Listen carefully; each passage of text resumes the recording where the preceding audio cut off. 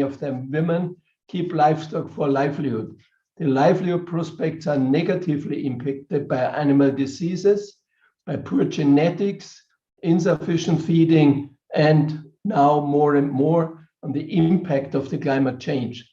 Climate change can exacerbate disease in livestock, and some diseases are especially sensitive to climate change. Of about the 65 animal diseases identified as most important for the poor farmers, 85% are very climate sensitive. So there is very clearly the link between diseases, production, and the climate change. Climate change may also have indirect effects on animal diseases, and this may be greater than the direct effects. So if we want to define livestock biosecurity, then I think the best definition is to say any practice or system that prevents the spread of infectious agents from infected animals into a herd, region, or country in which the infection has not yet occurred. The important reason for high incidence of zoonotic and other infection diseases of animals are breach in biosecurity in livestock management, the closer contact between wildlife and humans, and rearing of livestock and poultry in close association with people. So biosecurity is important to improve or maintain animal health and reduce the risk of the introduction and spread of endemic and foreign diseases. And for sure, globalization has resulted in enhanced trade in livestock and livestock products, which accounts for nearly half of global agriculture economy. The enhanced trade has also resulted in increased risk of diseases to livestock and human beings. And I really like, a new term. We always talk about One Health. I think we should also talk about One Biosecurity. And there's a very nice overview paper by Philip Hulme from New Zealand, 2020, published on this One Biosecurity concept. And this concept is an interdisciplinary approach to biosecurity policy and research that builds on the interconnections between human, animal, plant, and environmental health to effectively prevent and mitigate the impacts of invasive alien species. It provides an integrated perspective to address the many biosecurity risks that transcend the traditional boundaries of health, agriculture, and the environment.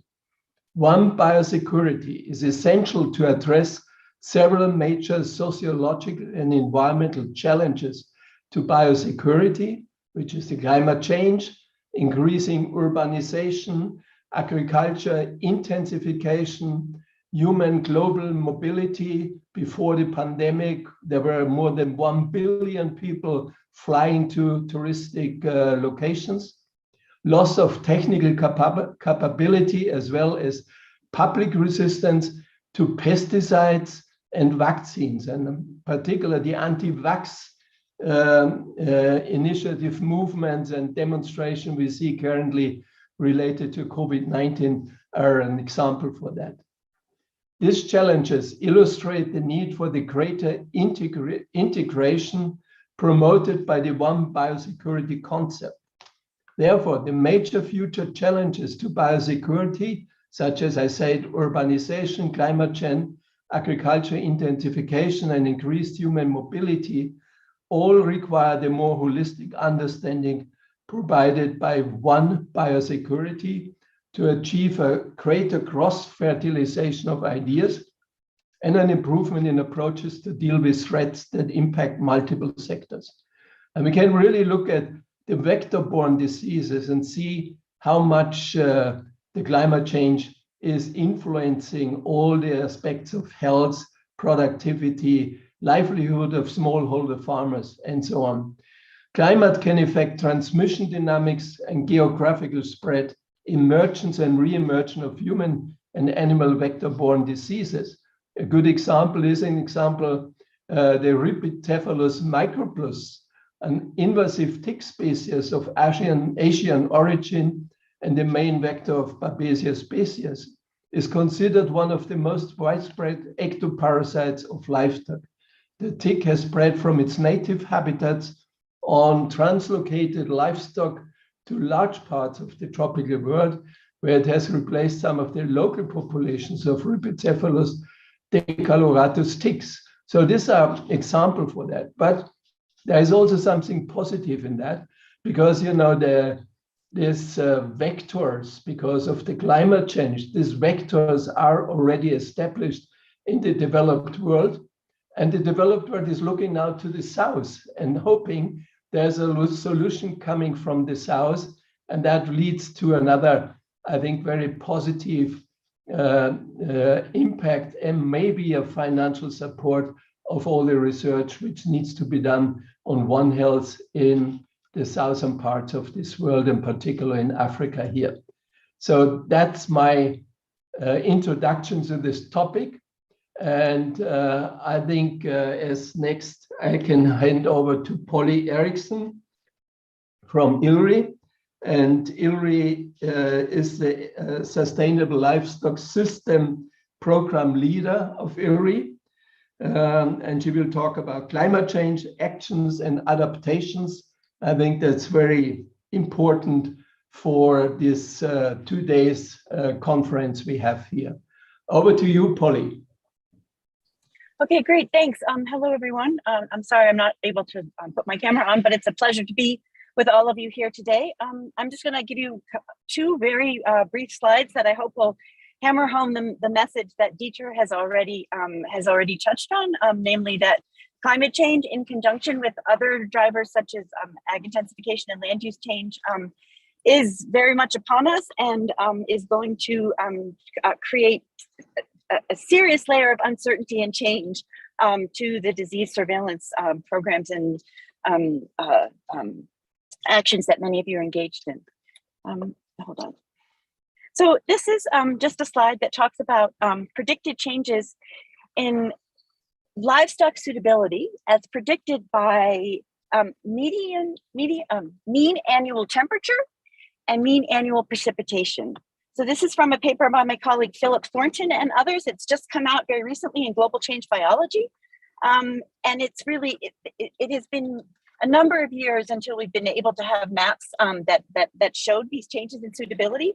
So basically this is looking at changes in the number of days per year where you will see extreme stress values. And this is going out to the 2090s from the current day. If the area is in gray, there's no change, but yellow means 1 day, and this deep dark red that you see means you could have up to 365 days.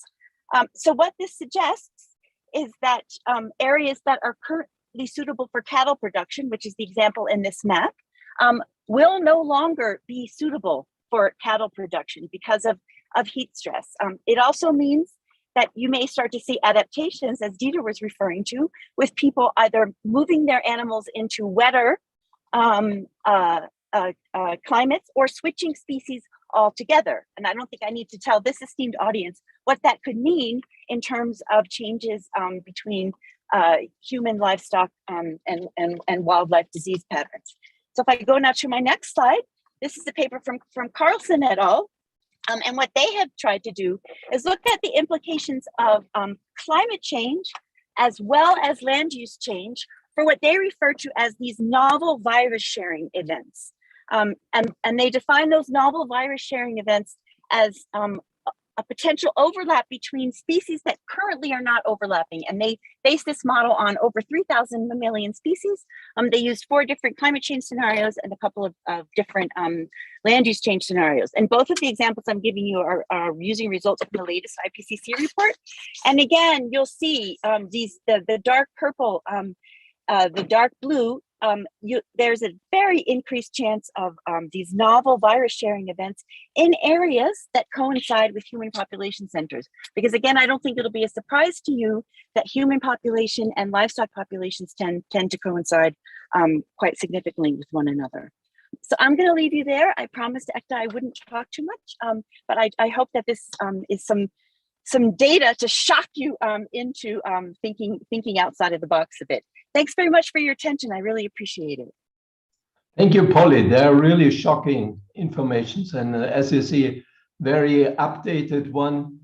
And the consequences are, I think, clear for everybody here what it means. And I think as a reaction, we need to do something very quickly to, at least to slow down this process. We will not reverse it, but at least to slow down. Thank you very much, Polly. And it's great if you stay, because we may have some other questions or discussion and comments on this as well. So I think Dr. Solomon Gebredufi has not joined yet, or?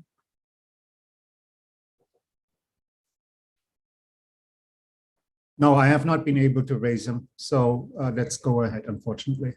Yes. Okay, so in the program, as you see, there's Michel Dion, and it's not Michael, it's Michel, because he comes from the Francophone part of Africa, and he is a scientist, senior scientist at ILRI, and is a veterinarian, but has an MSc in environmental science and a PhD in medical science. And his research focuses on herd health and control of animal diseases in smallholder livestock system in sub-Saharan Africa. He was also doing research on testing improved delivery models for animal health services and inputs such as vaccines and drugs, as well as antimicrobial resistance associated with drug use in livestock using in a One Health approach, and is currently based in Senegal, but a couple of years now he was in Uganda, so he knows both sides of the African continent very well. Over to you, Michel. Thank you, Data, and I'm sorry my video is stuck, but at least you can see my face. Hope you hear me very well. Yes, we hear you very well. Yeah, okay, so Polly mentioned climate change. I will paraphrase and say we also need stakeholder change of mind, change of behavior, change of the way we think, the way we prioritize, taking into account all these elements of climate change and related impact. So my thinking will be in 3 areas.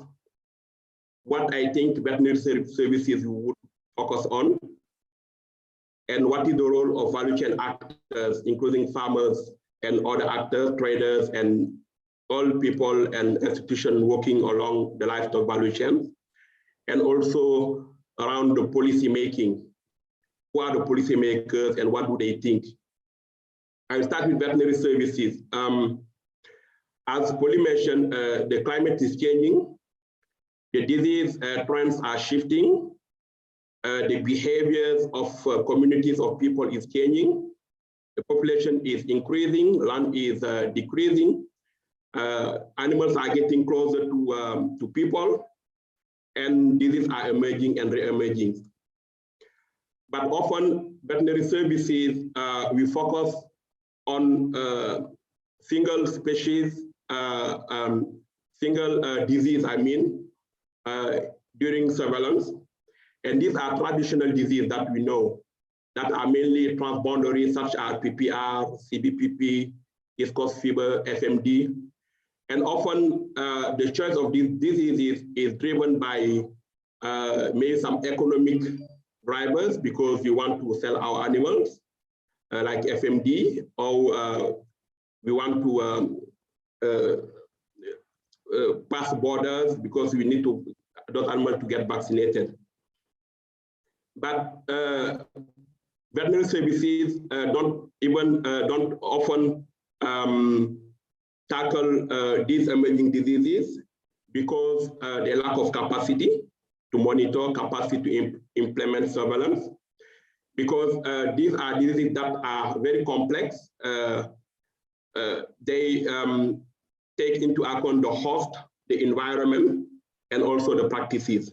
So there's need to involve another type of background or of experts, like modelers or behavioral change experts in the veterinary system, to be able to better understand the trend of these diseases and to put in place strategies to tackle these diseases.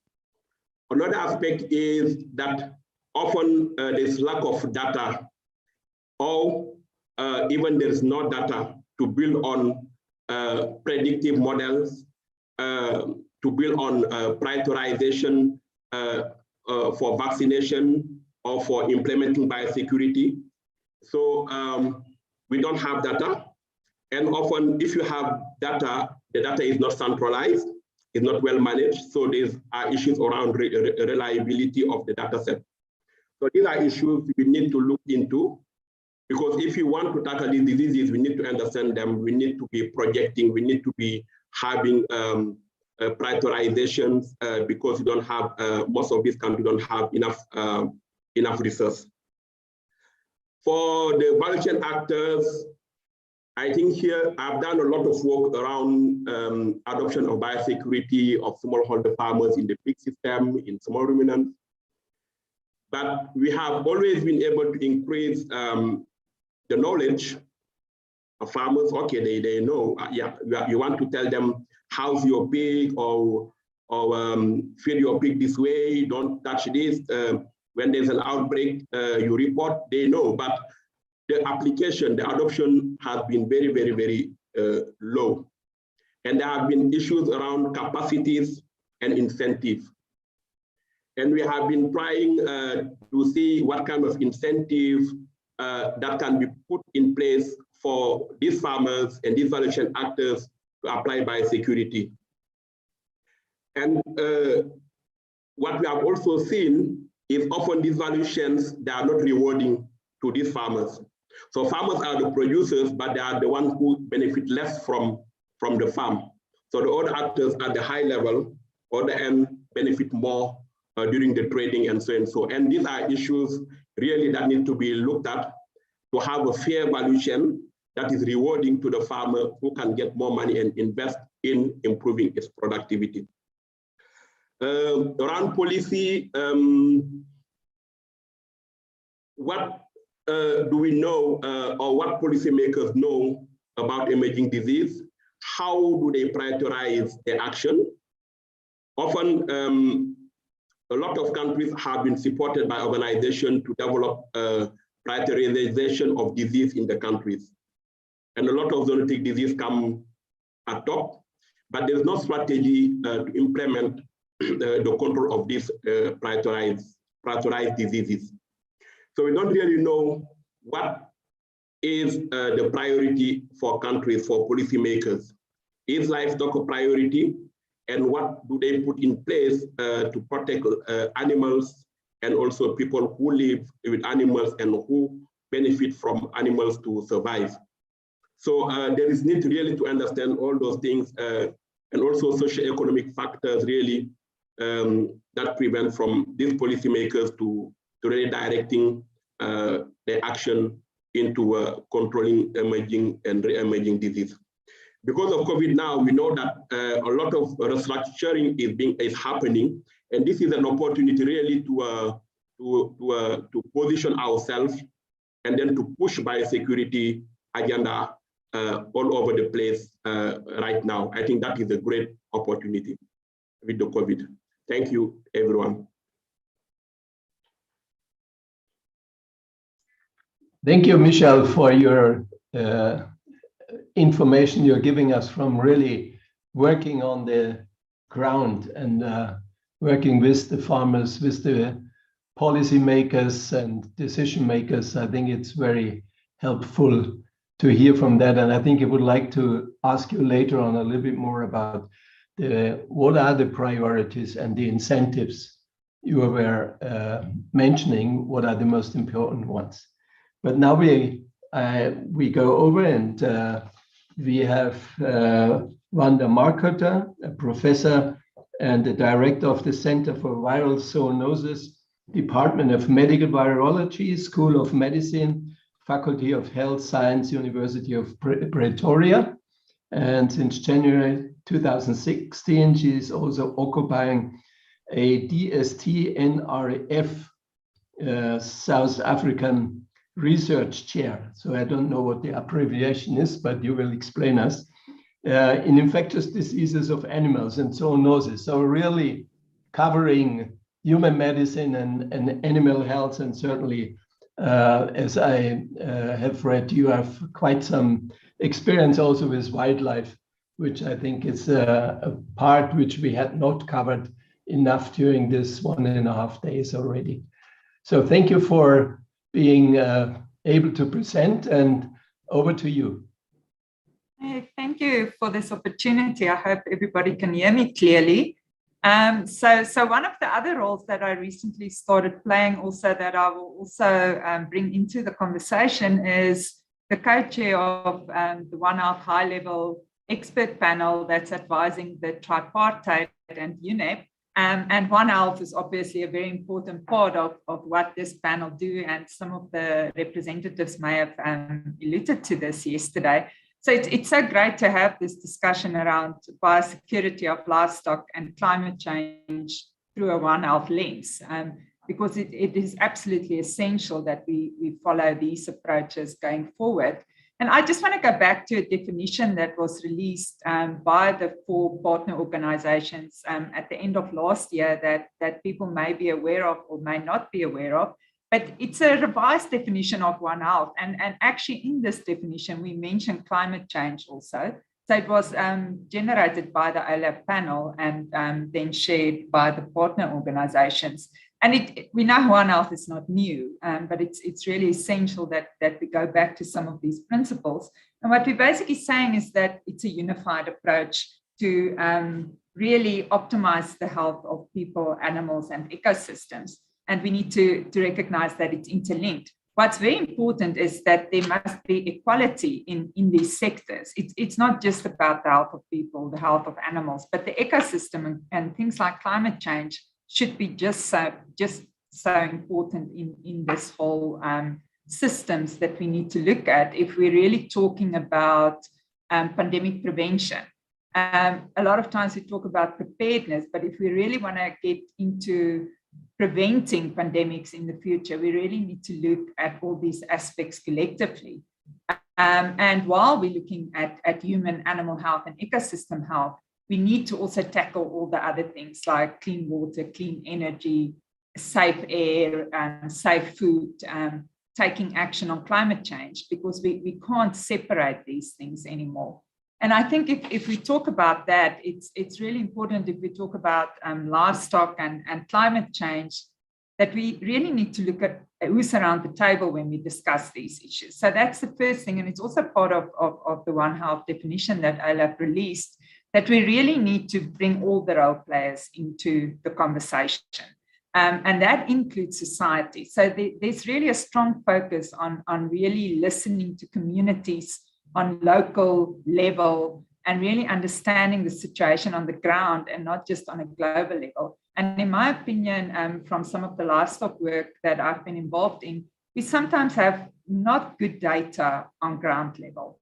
So we have a lot of data that we model based on global data. We don't really know what's going on ground level in a lot of countries, or even on regional level. And I think the previous speaker also mentioned that we really need good data on ground level, and not just on diseases, not just on the health of animals, not just on how many animals, but really also on the environmental factors and the effect of climate change on the ground. And if we have this data, we can start looking at solutions together with the communities and other role players to really have meaningful solutions going forward and improve, for instance, in this case, biosecurity of livestock. I don't think that if we don't have this really hands-on approach on the ground, that we can make a sustainable difference in the type of solutions that we can propose going forward. And that's really becoming really important for all the sectors to work together. Sharing, first collecting of data, but then also sharing data so that we can actually use that to look at solutions. And as I said in the beginning, really looking at prevention and not just preparedness when something has happened. Really move into prevention of future pandemics and healthier lives, not just for humans, but also for animals and the ecosystem, and solving issues like climate change also in that process. So that's maybe just in short, a very general, some very general comments from my side, and I can also have a discussion with the audience if necessary. Thank you.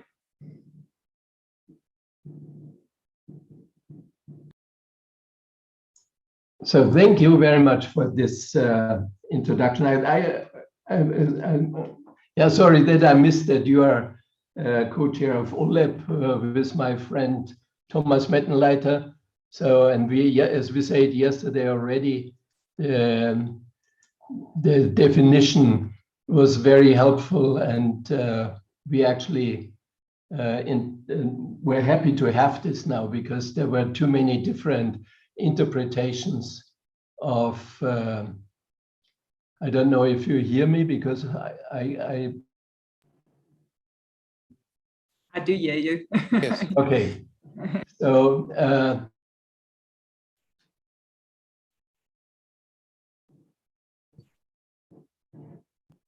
guide us in the future as well to many of the discussion which will come up, and therefore I was very happy to hear that. The other thing you mentioned was the data, and we had it yesterday already, the discussion on data, and particular Jean-Philippe Dopp from OIE was clarifying how important data are, and so we really saw this is an important part as well.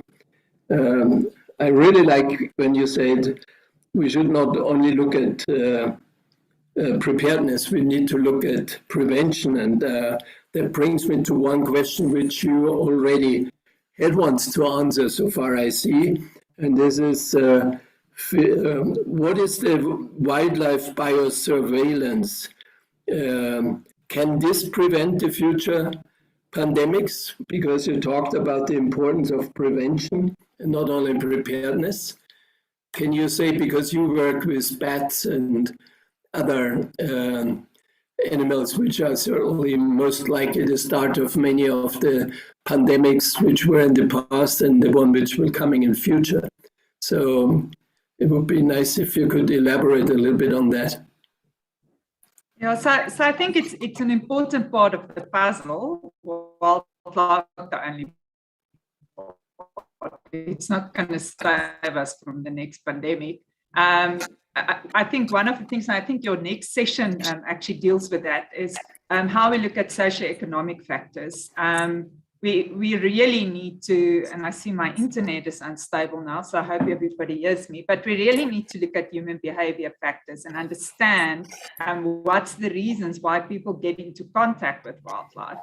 So just finding a virus in a forest is not going to mean it's going to spill over tomorrow. There's a lot of other factors, and livestock and other animals also play an important role in this spillover interface that we need to look at. So it's part of a picture, but it's not the only part of the picture, in my opinion. Right? Okay, thank you.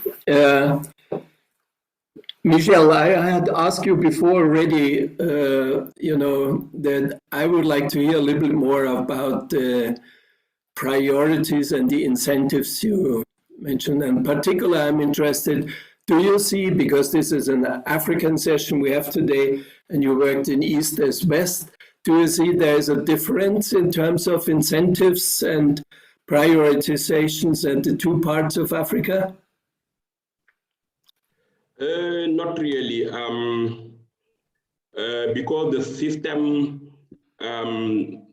are most likely the same, only that in West Africa, erosion and the heat is more pronounced in the Sahel. And then there's a lot of movements of animals along the Sahel, which is the major difference between West and East Africa. So if it comes to the spread of the disease with animal movement, it's even more complex to understand here than that side. But when it comes to incentive, because of the type of the production system, smallholder farmers who have low input, low output, and often don't see the problem. Sometimes they lack of knowledge of those diseases they live with. So there's also a need to raise awareness, knowledge, and so I think there is something to do there around raising awareness, but the incentive per se, we have explored linking production to the market, because when you produce, most of the time, not always, the objective is to sell, to get money, but not always. Because we have seen in some systems, especially the pastoralist, they don't only produce to sell. Sometimes they produce because it's cultural. They need to produce, they need to keep the animals, so they need to keep the animals near them. Sometimes in the same roof. It is a very old practice that they cannot really live like that, because just we are talking about zoonotic disease. They will tell you that we have been doing this for years and years. So there is really some socio-cultural embedded issues that really need to be unpacked. Yeah, thank you. Yeah, thank you, Michelle. I have a question to Polly. What do you think is the weakest link in the animal-human environment continuum we must fix in the future? We talked about this enormous pressure we have because of climate change on the system and the change of the system. So what is the weakest link, or the other way around? What organizations or professional groups you believe are not working with us or with the One Health initiatives, but definitely need to be there and help us to be more effective and particularly be more faster than we actually are now?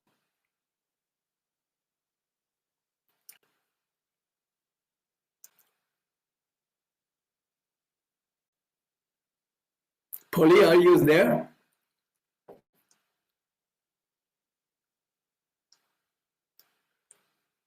I think we lost her.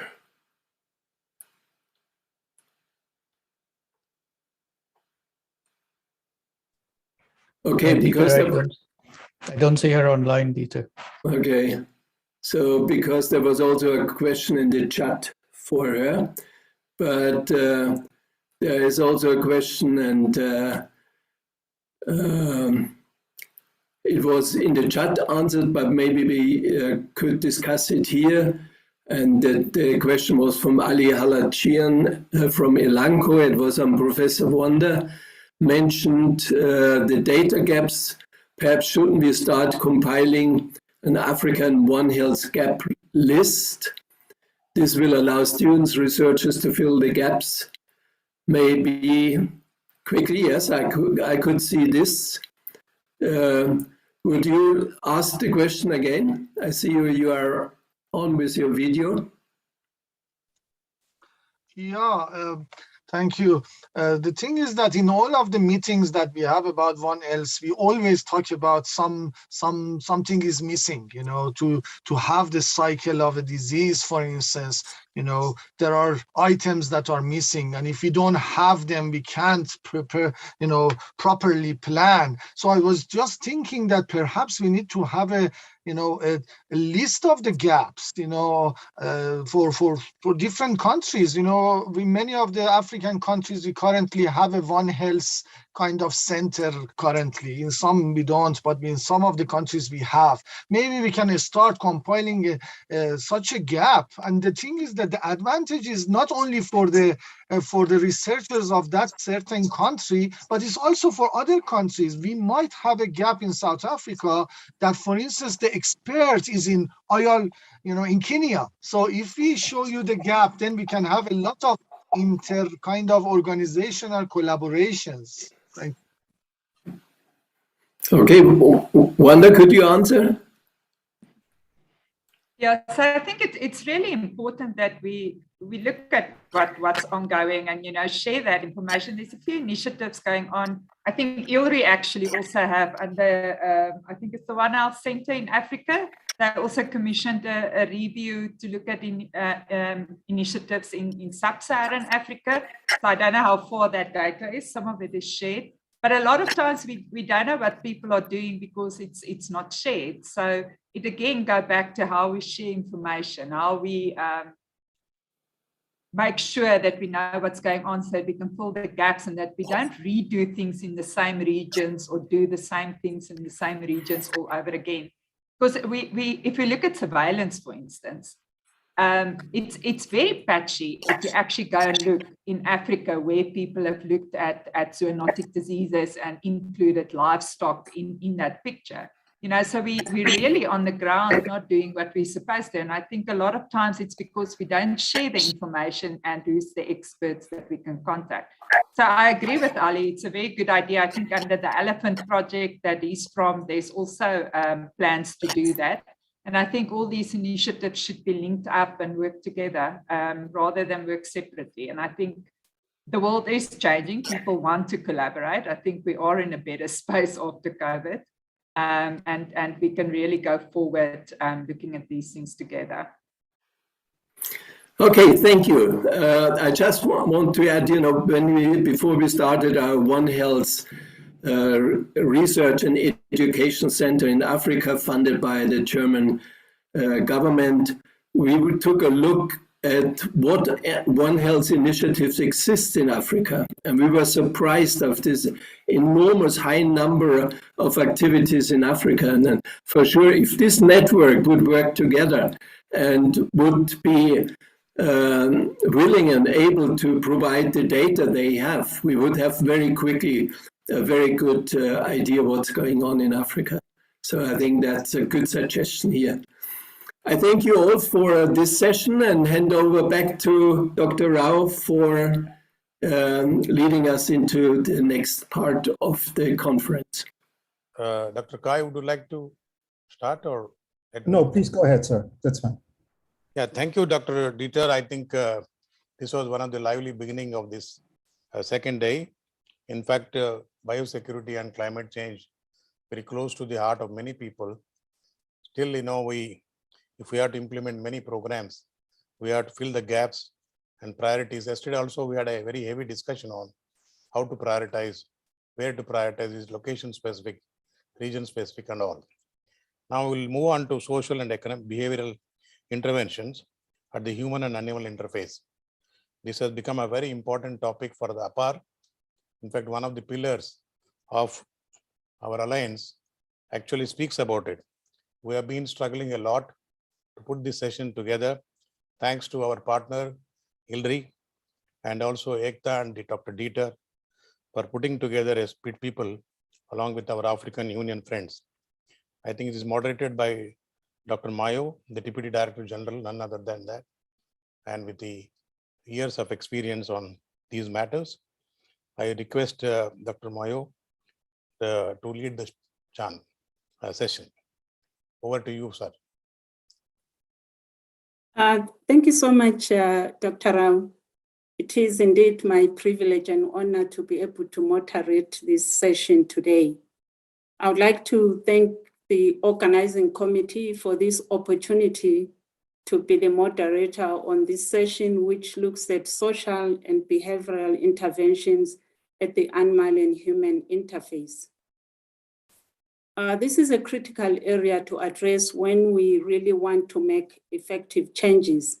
And thanks to Dieter and the team in the previous panel and session for raising some interesting issues on one, biosecurity. And I just want to reflect, Dr. Michelle talked about the work that they are actually doing with farmers on biosecurity measures at the farm level. He actually indicated that they are raising awareness and working with farmers, but they are seeing low adoption by farmers on some of these measures. He mentioned that he thinks that the issue of incentives and social cultural issues matter very much. So this further underlines that biosecurity at farm level needs to address socio-cultural factors at the disease control policy level, gender and equity issues are also important. Therefore, this session will address the role of social and behavioral interventions at the farm level. We have 30 minutes ahead of us where we have an outstanding team of panelists. It is my pleasure this afternoon to introduce them to you. We have Dr. Nicolene Dehan, who is the director of the CGR Gender Platform and is based at the International Livestock Research Institute, ILRI. She's going to set the stage on this topic. She will be followed by 4 panelists who will share 5 minutes on reflections from their perspectives.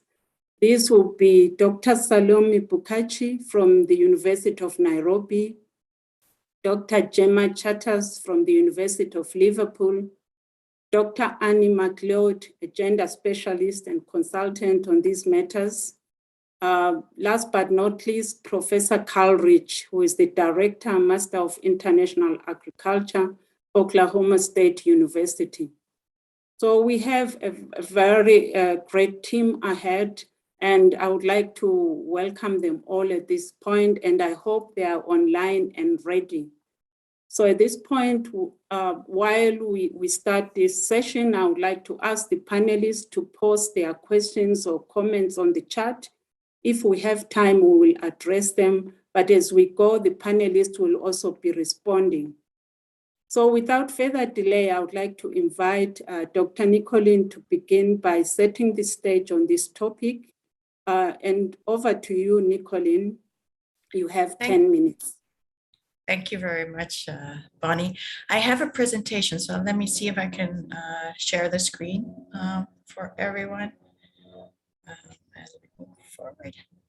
So again, thanks again for giving me this opportunity to present on an area that is very close to my heart, having worked on these issues for quite a long time. So I would like to talk basically about people, One Health, biosecurity, and what is the link. Presently, I am the director of the gender platform, the CGIAR gender platform, and gender basically stands for generating evidence and new directions for equitable results. So you will see that this is also reflected. But I am also an animal health sociology expert, having spent quite a lot of my life working with FAO on animal diseases. And you will see that part of that story is also reflected in what I present, because I will talk about avian influenza, which of course includes a lot of women. So I think there's a clear link there as we move forward. But let me first start off on a little bit of an idea, because I was also involved very much in the beginning of One Health, and was also, for instance, presented at the One Health, one of the first One Health meetings in Melbourne in 2011. And so I've always been very engaged in the whole idea of One Health. And for me, the big thing was always about, you know, what are the trade-offs for people in the middle? Often we talk about mind health being quite institutional, and I see Michelle also mentioned that in the chat.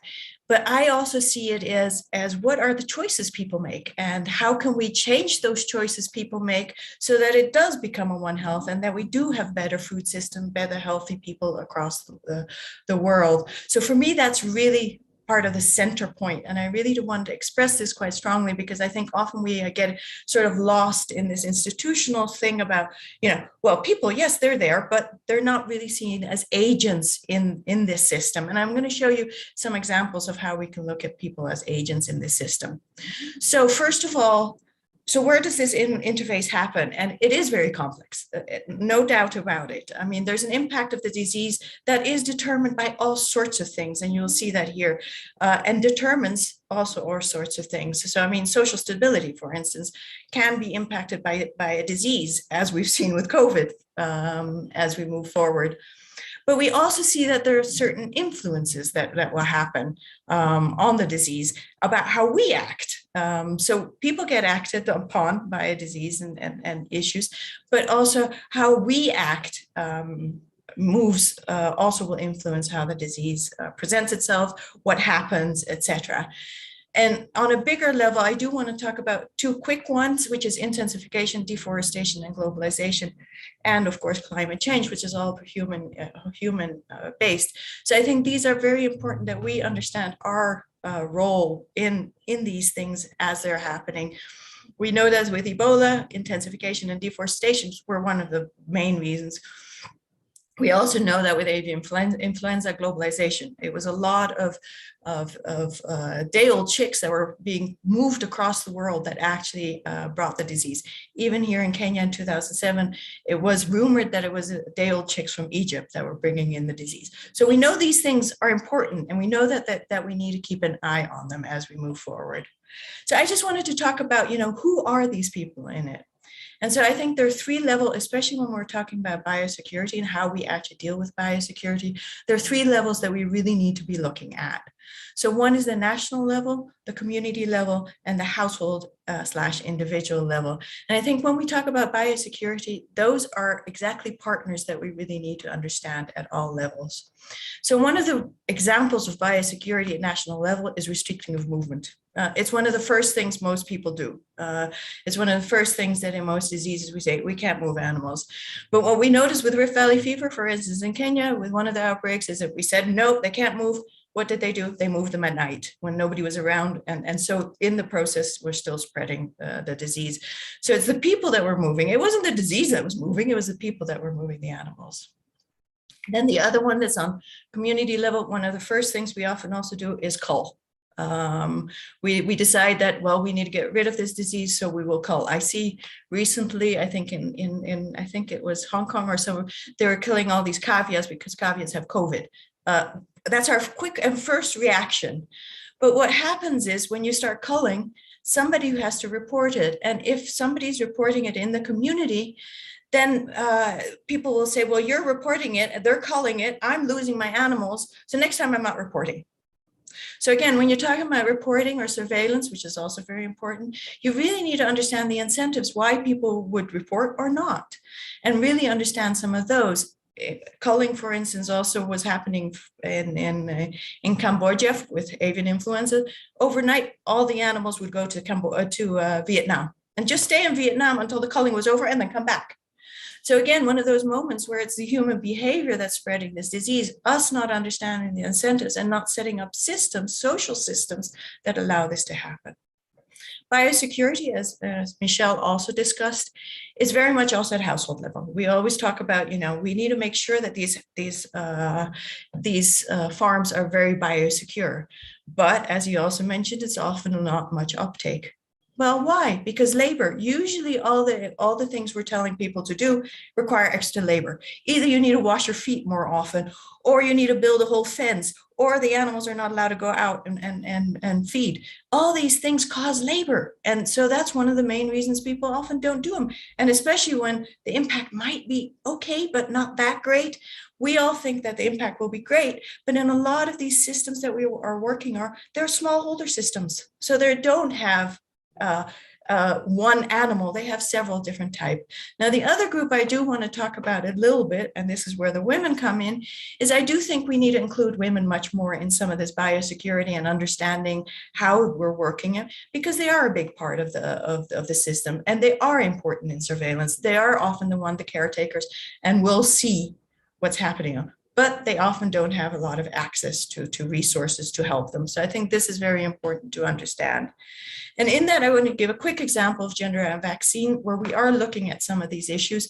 And for instance, that we do know that gender tradition in general allow women to access animals very often. And so the identification of diseases is gendered, who actually sees it first. But so are the ownership. If you own an animal, or if your husband owns it, are you going to actually be willing to pay for vaccinations? Interestingly enough, we did a research on the willingness to pay for vaccines on Rift Valley, I think it was Rift Valley fever. And it was interesting because in certain societies it was, and in certain sizes it wasn't. These are some other examples of what we're actually working on as well, looking at the gender issue in those areas. This is just a quick, again, Rift Valley fever to understand the interhousehold decision-making on when they actually do vaccinate. And one of the interesting things is it depends on who actually bought the animal, but it also depends that once the animal is bought, a woman might tell her husband that she's vaccinating. It's not because she's actually asking for permission, but she is sort of asking, telling him, can you also fund part of it? So I think those are some of those interesting things. At that level, there are certain implications. So we need to understand the trade-off incentives, the trade-offs and incentives, sorry, apologies. The context, understanding the context in which people make them, I think that's also important, and understanding the political and social economy. Let me just quickly go through a case study with avian influenza and everybody thinks, well, why are we still talking about avian influenza? But if you look at it, it's still there, it's still working. And part of it, in my opinion, is that we still haven't figured out the human element. We really haven't gotten people behind it. So one of the things we did while I was working with FAO as well, looking at how these are the clades, they're moving from H5N1 and they were moving. So why were they moving? And so that's when we really started looking at value chains and risk analysis, because we felt that this was a point where we could develop risk managers. How are there some people who we can actually touch and make sure that they actually make sure that the whole value chain becomes more biosecure. So we did a whole research on looking at where are these people, what are the incentives, what are the flows, how can we actually do some risk management, as you see on the right, where can we actually influence it? And so figuring out the hotspots in value chains so that the disease does not spread further. And see, these are just some of the maps that you can see.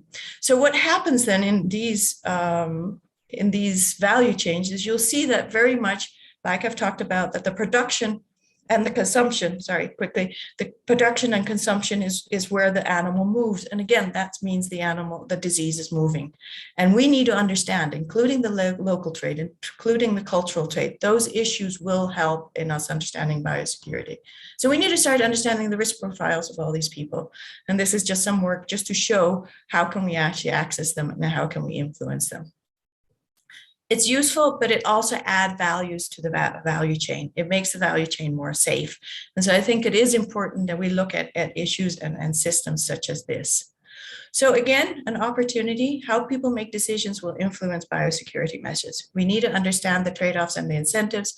We need to understand the context in which people will make them. And we need to understand the political and social economy. Empowering these people actually helps us make a healthy food system. So I just wanted to end with a little bit of a thinking about what can we actually do? What can we do as we walk away from here? We need to acknowledge that people and their decisions are important in One Health, and we need to really start integrating people and their decisions in our projects. We need to research these issues, and we need to implement and be intentional about them.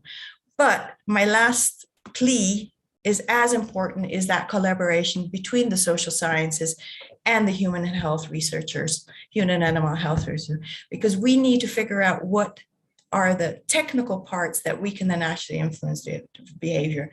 With avian influenzas, I was shocked at how little is known often of the technical understanding of how a virus moves. And I think is the same with COVID. COVID, we've spent a lot of time on, for instance, vaccines, but we still don't understand how long does the virus actually exist outside.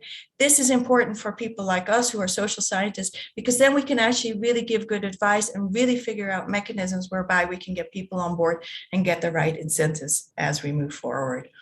This is just a little bit of a background. I thank you for your attention, and I know that my fellow colleagues on the panel will also have wonderful experiences to share.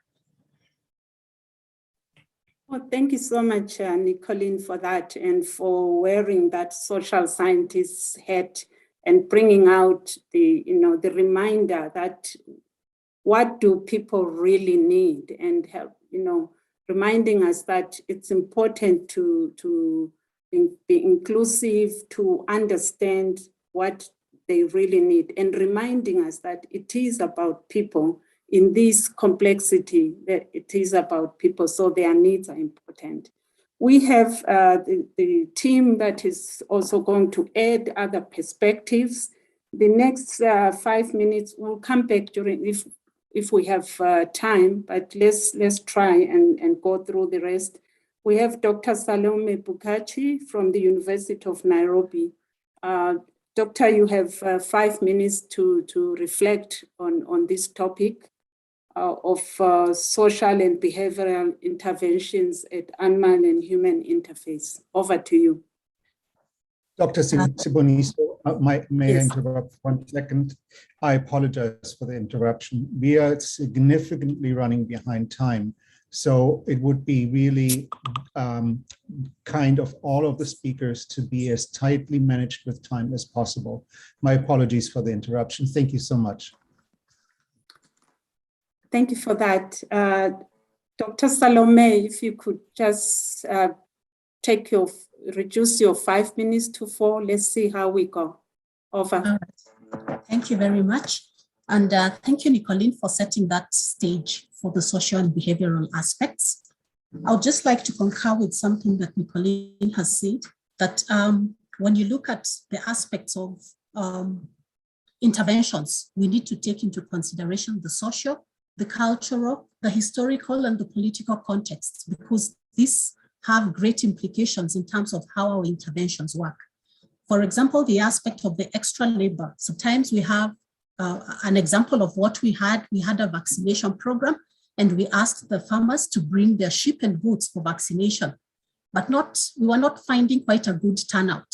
When we now started investigating further, we realized that it was the aspects of labor. It was only the women at home, and maybe the elderly women, the children have gone to school. So the people who would bring these animals to the vaccination point were not there. So sometimes we may say that communities are not responding to the interventions that we have put in place, but it is because sometimes or many times we forget that there are social, cultural, historical, and political contexts that we need to take into consideration.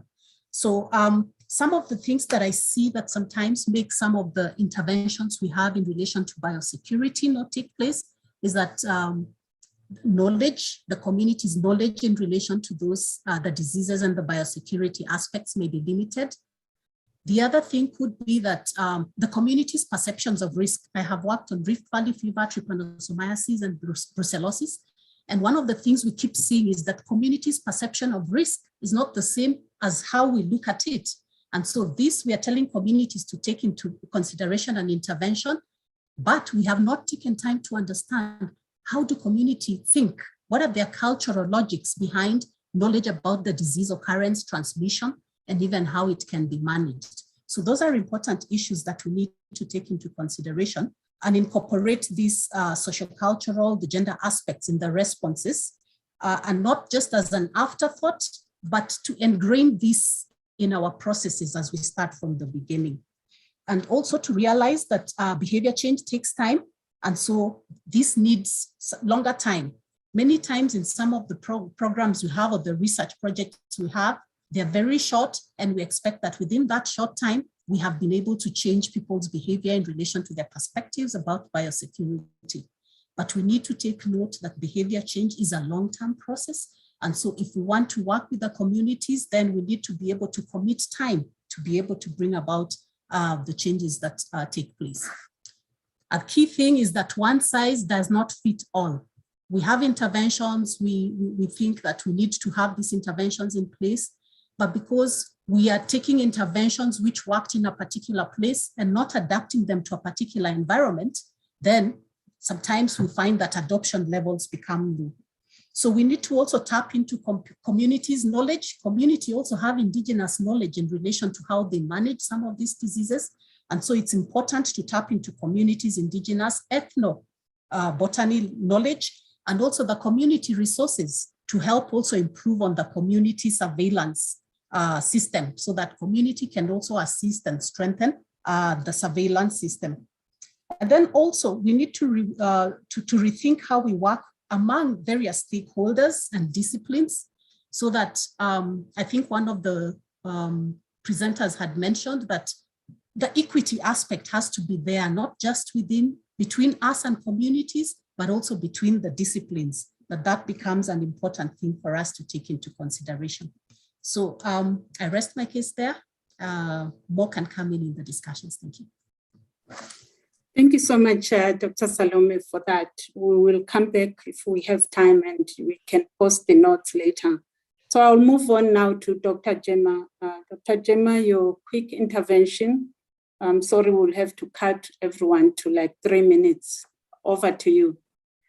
Okay, hi. So thank you very much for having me. I'm here from the Global Burden of Animal Diseases project, which aims to quantify the losses in livestock systems and attribute these to disease, and provide a tool so that the livestock keeper, public and private sector and government can decide where best to target resources for most efficient return on interventions to improve livestock health. So I must just say that I agree with everything that Dr. Dahan and Bukachi have said so far in this session, but some of the so my background is in disease transmission in Tanzania, really, and focused on livestock movements and disease transmission. And what I think that we, although this is about emerging zoonoses and emerging threats, what I really think that we need to be doing now is focusing on what we do know about, which are endemic pathogens, and trying to set up a surveillance system that can actively work with livestock keepers and across governments to have a surveillance system in place that targets, that looks for endemic diseases, endemic pathogens, endemic zoonoses. Because for these we have diagnostics that we know work, treatments and vaccinations that we know work. And if we can set up a platform that, say, for example, piggybacking on the back of the mobile phone network that has extensive global coverage, and we have two-way communication with people who are reporting disease or syndromic surveillance, and they can get feedback and positive returns and incentives such as vaccination provided when they've identified disease, then we can get a platform that's robust and then able to detect any changes when new or emerging pathogens appear. A couple of other things that I'd like to just point out. We know that livestock movements can provide routes for pathogen transmission. So I think that we can use data that we have on livestock movements to identify key locations for pathogen surveillance, for active surveillance, and we can also have passive surveillance at a livestock keeper level. And if we start to engage across government sectors and use data that we have, so existing, although there are many, many gaps in the data that we have from across Africa, we do know things like, for example, in Tanzania, when there are increased levels of abortion experienced in the livestock at the household level, less money is being spent on education. So if we can engage across government sectors and say, look, improve livestock health can improve societal good, can improve expenditure on education, then we need investment to help support these livestock keepers. But where is that going to come from? It needs to be cross-cutting, and try and show the benefits that we'd have from improved livestock health. Another quick point I'd like to make is that through increased syndromic surveillance in Tanzania, we were able to pick up a Rift Valley fever outbreak in small ruminants that was causing abortion, again in small ruminants, and detect that before it was reported before any cases were reported in people. So again, that's an example of that we can show to government and to public health officials and say, increasing your expenditure in livestock health, in surveillance in the livestock population, can have a public good. And yeah, I guess I'll stop there and let everybody else keep their 3 or 4 minutes. Thank you so much. Thank you for that. We'll move on, and I hope you can post the notes later. Dr. Anne McLeod, if you're online. Yes, I'm online. I hope you can hear me.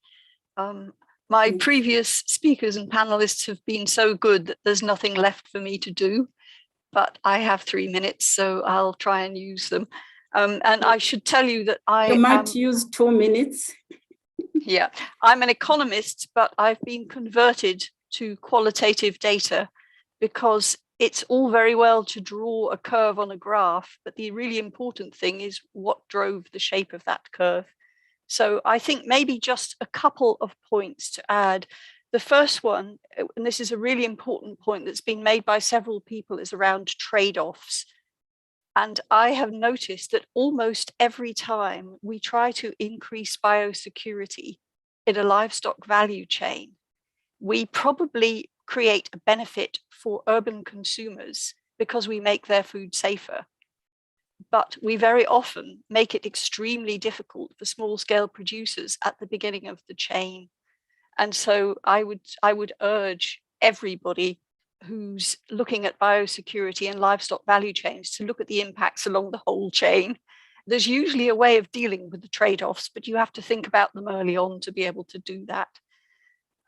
Another point is that I think a lot of what we're talking about here is the importance of having a really deep understanding of the nuance and context in which One Health work is being done. And that means a lot of feet on the ground and a lot of qualitative data, which is not easy always to get. And it can be quite scary for biological researchers who are mostly used to dealing with numbers and quantitative data, but it can be so important. I used to work with Nicoline in FAO when we were looking at bird flu.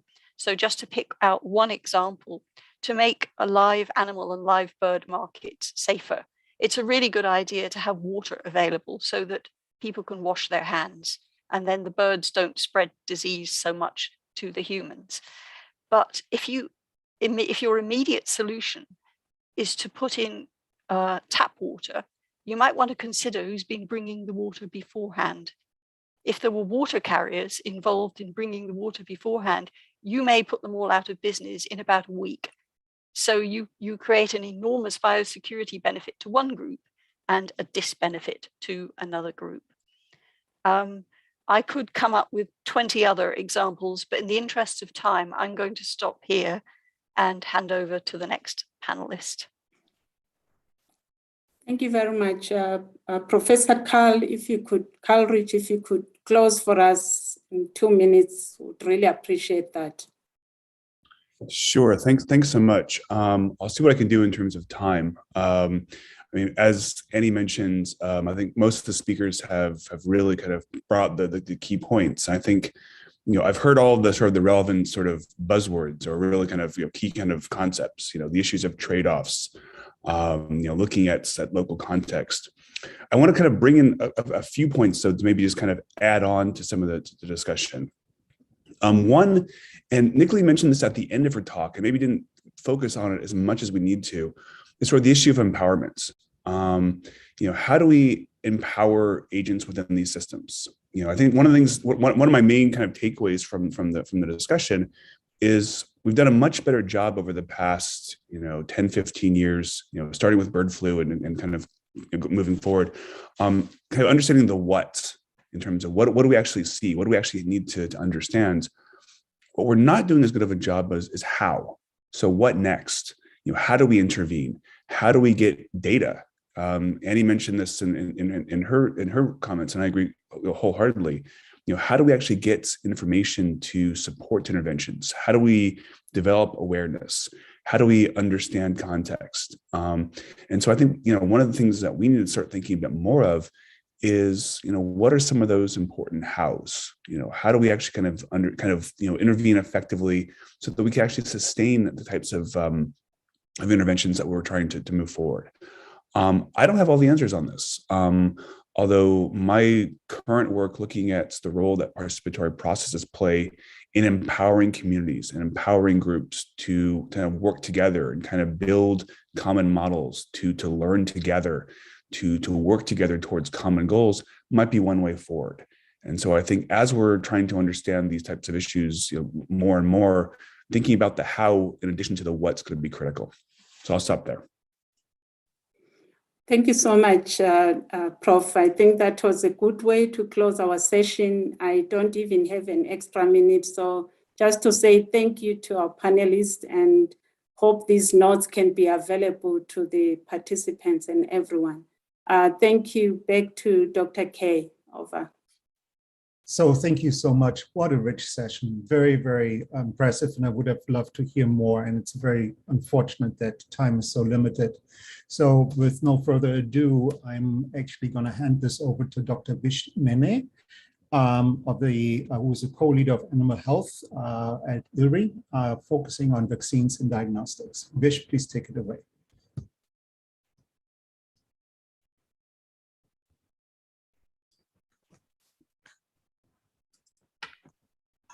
Sorry. Hi. Sorry, Kay, can you see my presentation? No, we can't see your desktop, okay. Which is beautiful, but is it there now? No. Basically, you're seeing this. You need to expand your. Okay, let me start again. I'm sorry about that. I thought I had it done. Oops, no. I thought I had it all sorted out, as usual. This is going to take in a few minutes, isn't it?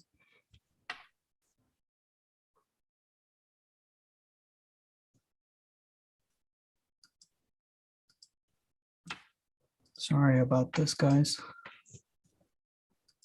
No problem. We are all very familiar with the challenges of Zoom at times. Okay. What am I sharing here? I think I'm on the wrong side even. Okay.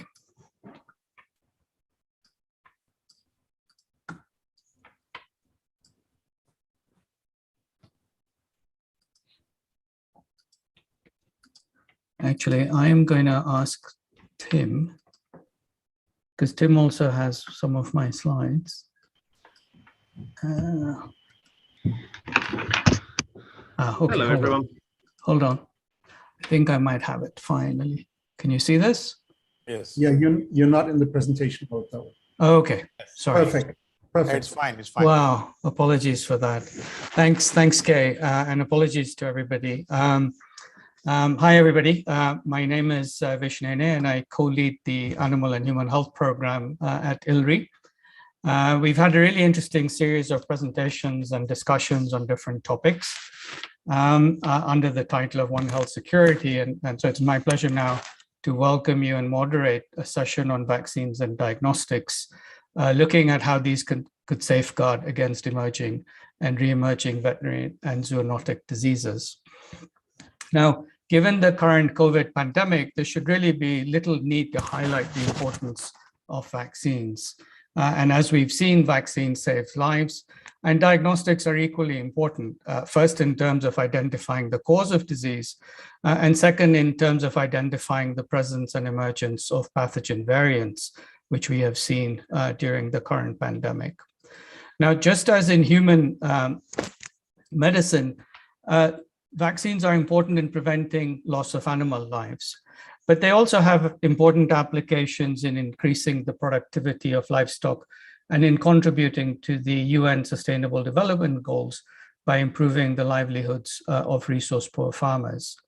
Now, multiple benefits are associated with livestock vaccines.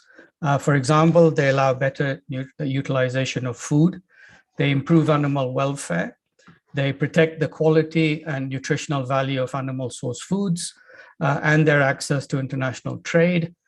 They safeguard against climate-sensitive diseases, for example, those transmitted by ticks and mosquitoes. And livestock vaccines can underpin the tenets of One Health by reducing zoonoses and also the overuse of antimicrobial drugs, especially antibiotics. Now, unfortunately, many livestock diseases represent neglected problems in Africa, and development of livestock vaccines is hindered by several factors. For example, many diseases are exotic to high-income countries, and thus they do not receive adequate research attention, as they are viewed as high-risk investments by vaccine manufacturers. Vaccines must also meet low-cost structures, often cents per dose. This is to increase farmer willingness to pay for them. And as a result of all of this, there's been little room for innovation or incentives for application of new science to overcome many endemic and zoonotic disease constraints to livestock health in Africa. Now, although the emphasis today is on diseases from an animal perspective, I think it's important to highlight that there are a great deal of overlap in vaccine and diagnostic technologies as applied to human and veterinary medicines. And so there are lots of opportunities to develop a novel generation of vaccines and diagnostics using new science, many of them derived from adopting advances in human biomedical science. To help me in this session, I have recruited 3 panel members. Well, actually, there were initially 4. Unfortunately, 2 of them, Dr. Anand Kumar and George Warimwe, were unable to attend due to medical reasons, and we hope them a fast recovery. But online, we have Dr. Jackie McGlade, who's from Strathmore University Business School in Kenya, and we have Dr. Tim Connolly, who's from the Rosalind Institute from the University of Edinburgh. What I will ask is if people in the audience want to post any questions, please do so in the chat. But before we go to an open discussion, Tim is going to help me with setting the scene a little bit more in some of the considerations on vaccines and diagnostics. So over to you, Tim. Thanks, Vish. Hopefully, oh, I'm on camera there. Okay, so I'll just start by putting up some slides to highlight some of the topics I think probably are of use to discuss. Can people see my slides at the moment? Yes. Yeah, okay. So as I'm sure most of you are aware, the actual development of vaccines is complex and has traditionally been a very long-term process. And I think there's been lots of references to the influence of COVID and the response to COVID, reforming how we think about approach to disease management and biosecurity. And I suppose the message that we predominantly are taken away from the COVID experience is that when there is an overwhelming need, especially if that overwhelming need affects the richer parts of the world, then it is possible to rapidly develop vaccines and diagnostics that we can then utilize to manage and get control of urgent biosecurity challenges such as the COVID pandemic.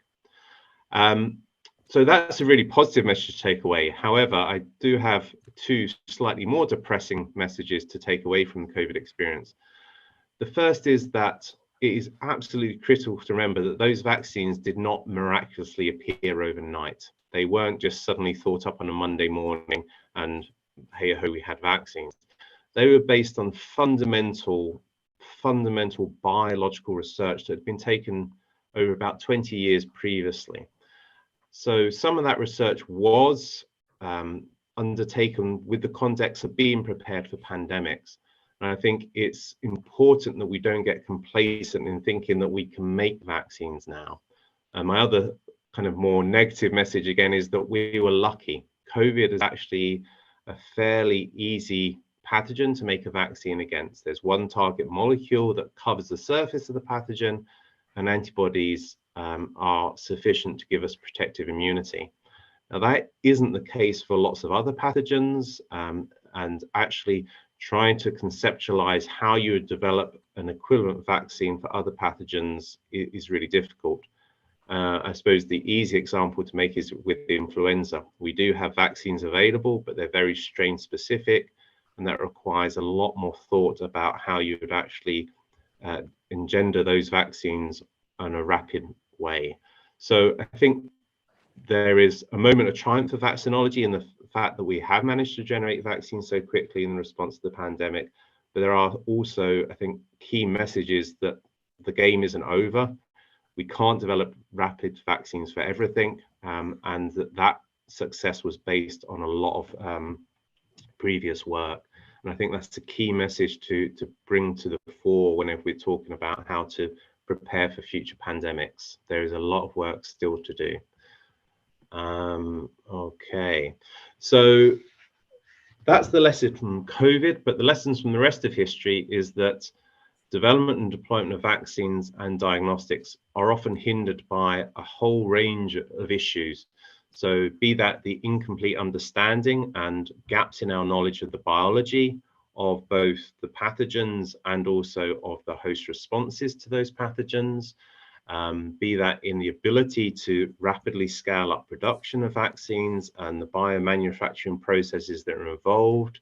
A lot of vaccines that kind of manage to induce protection aren't actually feasible to use. And therefore, that's another careful consideration that needs to come into it.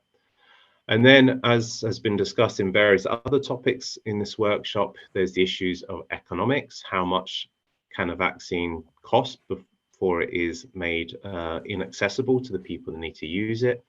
The policies and people's own personal perceptions of what vaccines do and how they should be used, and how you integrate vaccines into the broader biosecurity scenarios. So there's lots of issues that can influence our ability and willingness to develop and use vaccines, and they are key to address. And that feeds into a lot of the discussions that we've just had about social interactions around biosecurity. So I suppose the next question when it comes to vaccines and pandemic preparedness is, what is the next pandemic? I suppose there is always the disease X, as COVID was, something we didn't know was coming down the line. But I think from a more pragmatic point of view, there's also things like antimicrobial resistance. As I'm sure many of you are aware, there's a report out today in the Lancet that's looking about the extreme costs of antimicrobial resistant development and how that's causing huge numbers of death in humans. And it's recognized as a One Health issue. The antibiotics are shared between veterinary and human use, and whatever happens in the animal biomedical sphere will also influence humans. So it might be that we're looking for the next pandemic to come around the corner, but actually we know what it is and it's there already. It may be more of a slow burn than the COVID pandemic, but actually is as potentially devastating as COVID or any disease X may be. So in the context of all that, I suppose we have to be very aware that there are limited resources. And the key question is, how do we make the best use of those resources? So as Vish was saying, I think we're very fortunate in this area that for a lot of the technical aspects, there is huge opportunities for crossover between human and veterinary vaccine development. And that's something that I think people have been aware of for a while, and there is lots of efforts to make sure that there is good integration between human and veterinary research in this area. And that really needs to remain at the forefront of our thoughts going forward. I think the other thing that's been touched on by a few of the speakers in the sessions on the workshop is consistent and long-term strategic policy funding, the avoiding of the boom-bust funding, and actually having a long-term strategy about how you develop the infrastructure for vaccine development and deployment. And then I think the final thing to think about is, where do you focus those resources? Is it on surveillance and diagnostic use to identify new pathogen emergence? Is it on the fundamental biosensors that are necessary for the technical development of vaccines, be that in terms of antigen development or in platform development? And then the other areas, production capacity, I think very acutely aware at the moment of, even with COVID for human vaccines, that there is a bottleneck in the production and deployment of vaccines. And I come very much from the immunological end of the vaccine development spectrum, but very conscious that those bottlenecks can occur at any point in the vaccine development manufacturing pipeline. And we need to be aware of all of those areas. And I think that is everything I wanted to say at the moment. Oh, sorry, last slide. And I suppose in terms for the veterinary biosafety and biosecurity in Africa, it's understanding the current situation. So what vaccines do we currently need? Are those vaccine needs being met or not met? And what are the ramifications of this? So if we can't meet vaccine need in times of non-pandemic outbreaks, how do we cope in the future? What will our need for the vaccines be on a routine basis? And is there sufficient capacity and infrastructure to respond if there is an urgent need for enhanced novel vaccines and their production? And I think is a major challenge going forward. And that really is the end of my slides, Vish. I promise that. Hey, thanks very much, Tim. Thanks, Tim. Thanks for raising some important points and questions. I mean, the picture is not entirely negative. I mean, obviously, COVID has stimulated and accelerated a lot of research in the vaccine field per se. And I think it's fair to say that we are now at a stage where we wouldn't have been a couple of years ago. But I think one thing that also we need to stress is this took a lot of dollars, and a lot of dollars for one disease in terms of getting the vaccines and de-risking the involvement of the private sector in making those vaccines. That's something that we haven't talked about in terms of vaccines for use in the veterinary field. Jackie, are you online? And I'm wondering if you might have a few comments that you wish to make before I say a few more things. Welcome. Thank you very much. Can you hear me all right? Yes, thank you. Perfect, great. Well, in fact, I sort of wish I'd been in the previous section, so I'm going to straddle a little bit between the vaccines, but also the people. It's great to be with you all. I actually carry work on through two main academic institutions here in Kenya, where I'm sitting at Strathmore with many colleagues, and also with colleagues at ILRI, where I do a number of One Health activities, reaching more between things like the value chain, the markets, the milk, and sort of, how should I say, the social aspects of butchering and what actually happens on the ground in the sort of meat value chain and the milk value chains. I've got lots of horrific stories and pictures to show you, but that's not what I want to concentrate on now. But just in answer to the previous one, we do a lot of social dynamics and lots of research, collecting a lot of quantitative data around those aspects and how the value chain itself can be quantified. But what I wanted just to reflect on today was more on my other work, which is looking at various diseases that are sort of the neglected zoonoses between the wildlife and livestock.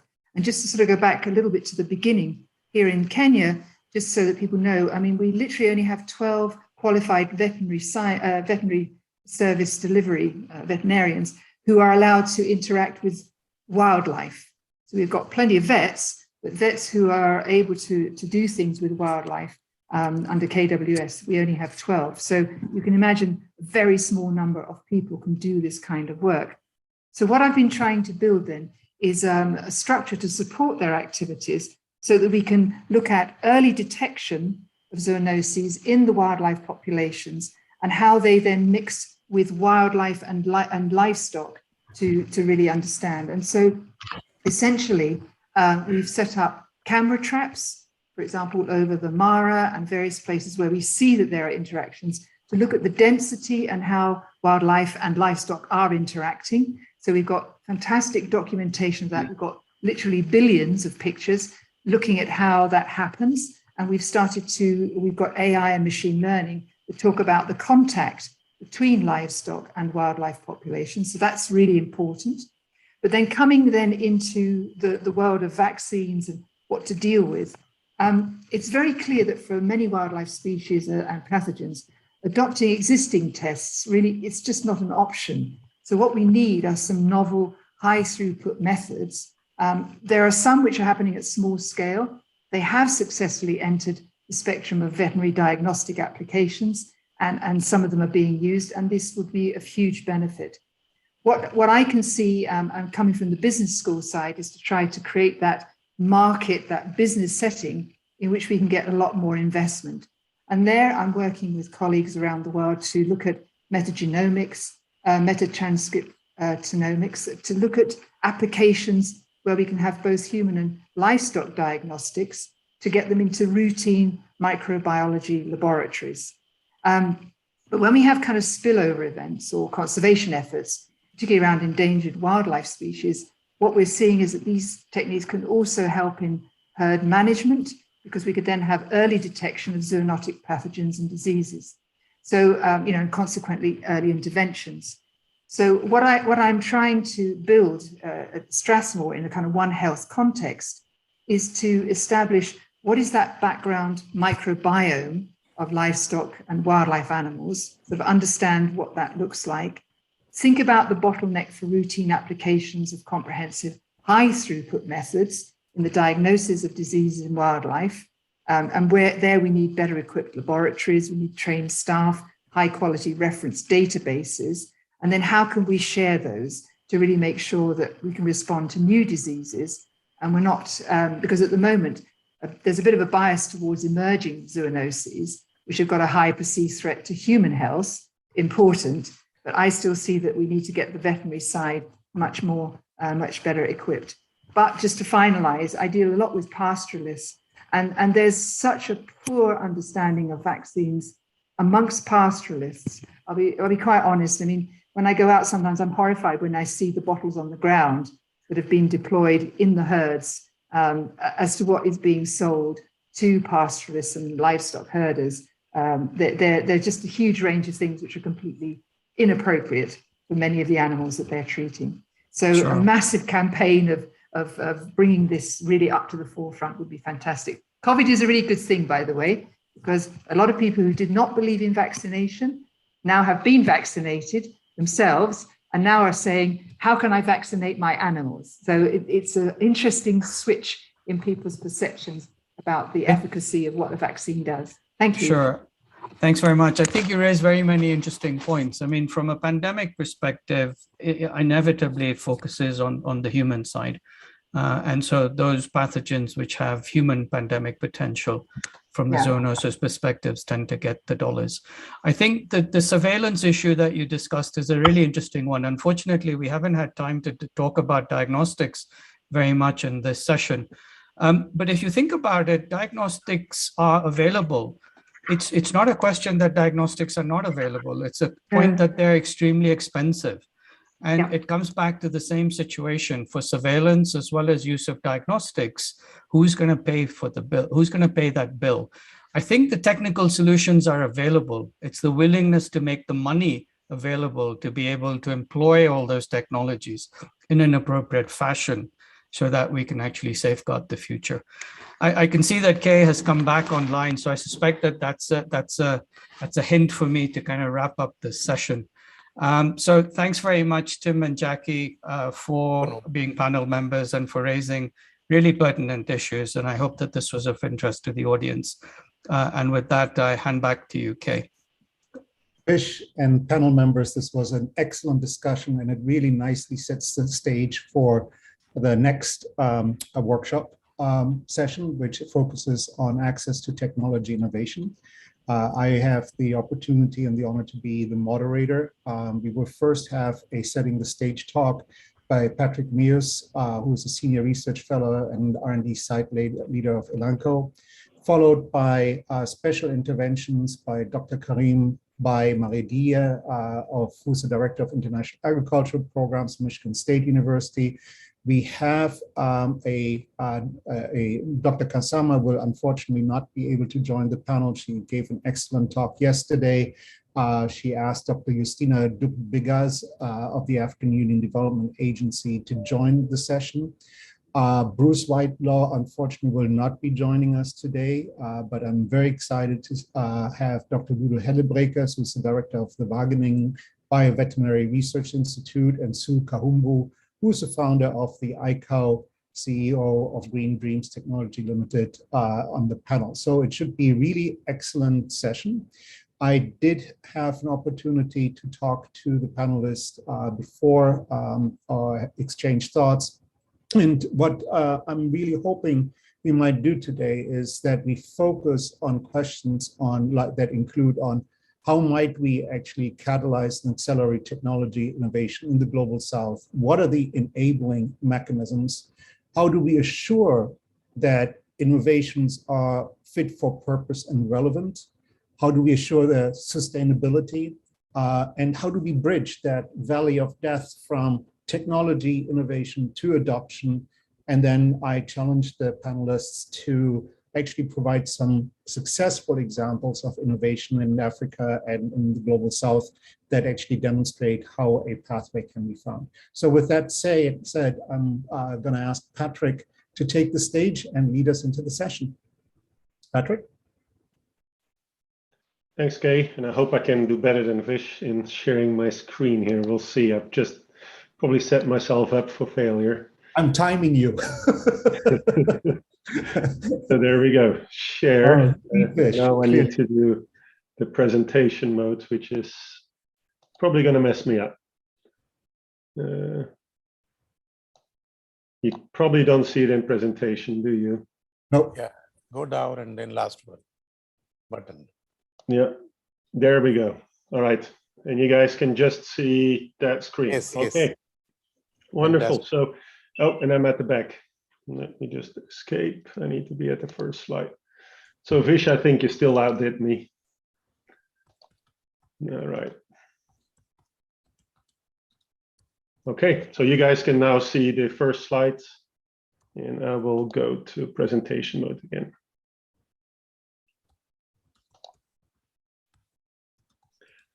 Okay, so welcome to session 4, where we are trying to discuss, the challenges and the opportunities in access to technology.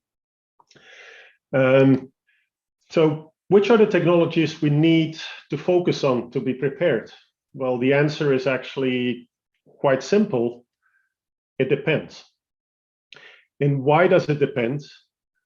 Well, the ecosystem that we have to think about is complex. And I'm moving one thing here. Sorry, my apologies. It's a complex ecosystem with many sub-ecosystems. And so for each of these sub-ecosystems, we have to consider which technology will help that part. Well, this diagram that I show here is probably a massive oversimplification of all the things we need to consider in the preparedness for disease control. I would hope that everybody with the COVID experience agrees that one of the first things we need to put in place is an ability to sense the emergence of a disease, even if we don't know what that disease is. So this is sort of a non-specific sensing mechanism. This will then allow us to dig into the biology, understand the pathogen, and understand the host-pathogen interaction, which is important and crucial to develop methods for detection. And so I know Vish talked a little bit about the need for developing novel diagnostics. Well, without understanding the biology, that's not feasible. Again, the biology understanding is necessary for us then to be able to develop treatment options, be it small or large molecules, as well as preventive measures, including vaccines and biosecurity methods. As you can see, that this is an ecosystem where one pillar depends on the next to be successful. So any attempt to address just one of those will be inadequate to provide a good, robust response to novel outbreaks or re-emerging diseases. There's many technologies that come to mind. Most of us are familiar with COVID in the use of social media and Google searches and big data and AI to sort of predict when new diseases are emerging. One of my own personal favorites is actually a much more simple approach. There's a startup company called Kinza that developed a Wi-Fi enabled thermometer. Now, that is very basic technology, leveraging things we have today, but using that technology, that company is actually able to predict influenza and COVID waves about 2 or 3 weeks ahead of when health institutes and companies starts picking up the disease. So it doesn't always have to be very complicated. So while I won't be able to say which technologies we specifically need, I do think that there are very robust and validated methodologies available to define for each of these sub-ecosystems which technologies will actually make sense. There's many acronyms and names for these technologies, but the UN refers to this as technology need assessments, or TNAs. Now, it is my experience, having developed pharmaceuticals, vaccines, and diagnostics for animals, that the most important question to ask is not what technology do we need, but what is the problem that we need to fix? That is essential that we start there. And so the approach that has worked for me in the past with coming up with technology solution is first create a target solution profile. What is it that we want to fix, and what are the parameters? It is important that this profile, or this sort of descriptor of the problem to be fixed, includes an answer to how this solution can be sustainable, which starts to address a little bit the question that you raised, Kay. How do we ensure sustainability? Well, I think it's critical that we ask that from the beginning before we start investing. Once we have that technology agnostic description of the problem to be fixed, we can evaluate all the technologies available in a very objective manner. Try to figure out the likelihood that they will achieve this objective, and then start investing in the top candidates. It is very important as we embark on these activities that we agree on a mechanism for coordination and collaboration. The recent report requested by the US Academy of Medicine looked at the availability and the use of technology in addressing the COVID outbreak, and they came to the major conclusion that it wasn't a lack of access to technology, but that actually the coordination was insufficient to leverage the available technology. So as we consider which technologies to use, we have to keep in mind that we need to coordinate between the different pillars of this ecosystem and put in place a system to share information and resources. Now, the sharing, of course, of information has become much easier with the advent of the Internet of Things. The Internet has allowed us to collect and store data, analyze it, and share with others. So that is inevitably a core part of being successful in this ecosystem. Now, I will share, that does not load properly, one example where we've put in place this methodology. So the organization I worked for gave us the challenge to develop a novel diagnostics. We had to do it within 3 months. We had to detect pathogen X, it doesn't really matter which pathogen it is here, with certain specificity and sensitivity in cattle. The sample prep and test had to take less than 5 minutes time. It had to be able to be done by non-specialized people and no need for specialized equipment, and the cost had to be less than $50. So with this target solution profile in mind, we assessed a number of technologies that were available to us, including lateral flow tests, isothermal DNA and RNA tests, as well as quorum sensing, which was a new technology that we had become aware of. And in the end, we came to the conclusion that only lateral flow tests would be able to meet this profile. But then when we looked at our traditional way of developing a lateral flow test, we realized that we would even still fall short. Typically, we have to develop reagents such as antibodies, which takes 3 to 5 months alone. Those need to be labeled and are typically hard to culture. The next challenge we had was to make a plastic housing for these tests, which had a 6-month lead time to develop, again, making it impossible to achieve this. So again, we looked at technology in an agnostic manner, and we were able to use an artificial antibody library rather than a hybridoma approach, which gave us high quality antibodies in less than 3 weeks. And those antibodies were already labeled, and we were able to make them in E. coli rather than in a hybridoma system. We then were able to deploy a deep 3D printer rather than using an injection mold system, which is normally used. And when we combined all these technologies, we were actually able to deliver on this target. So the approach worked for us and we were able to deliver. So with that in mind and that framework, I will pass it back to Kay to see what other people can share with us on how they have found the right technology and how they make it sustainable. Thank you, Patrick, for this. This was excellent indeed. Dr. Karimbai Maridia, Director of the International Agricultural Programs, Michigan State University, who's done extensive work in Africa, will provide a special intervention. Dr. Karim, please go ahead. Yes. Thank you, Chair, for giving me this opportunity. Can you hear me okay? Perfect. Okay. Thank you, Chair, for giving me this opportunity. As Chair said, my name is Karim Maridi. I serve as the Director of International Programs in Agriculture here at Michigan State University. By the way, first of all, I'm not an expert on zoonotic diseases in Africa, but I do have some experience in international technology transfer. So my remarks will just focus broadly on some of the issues related to international technology transfer.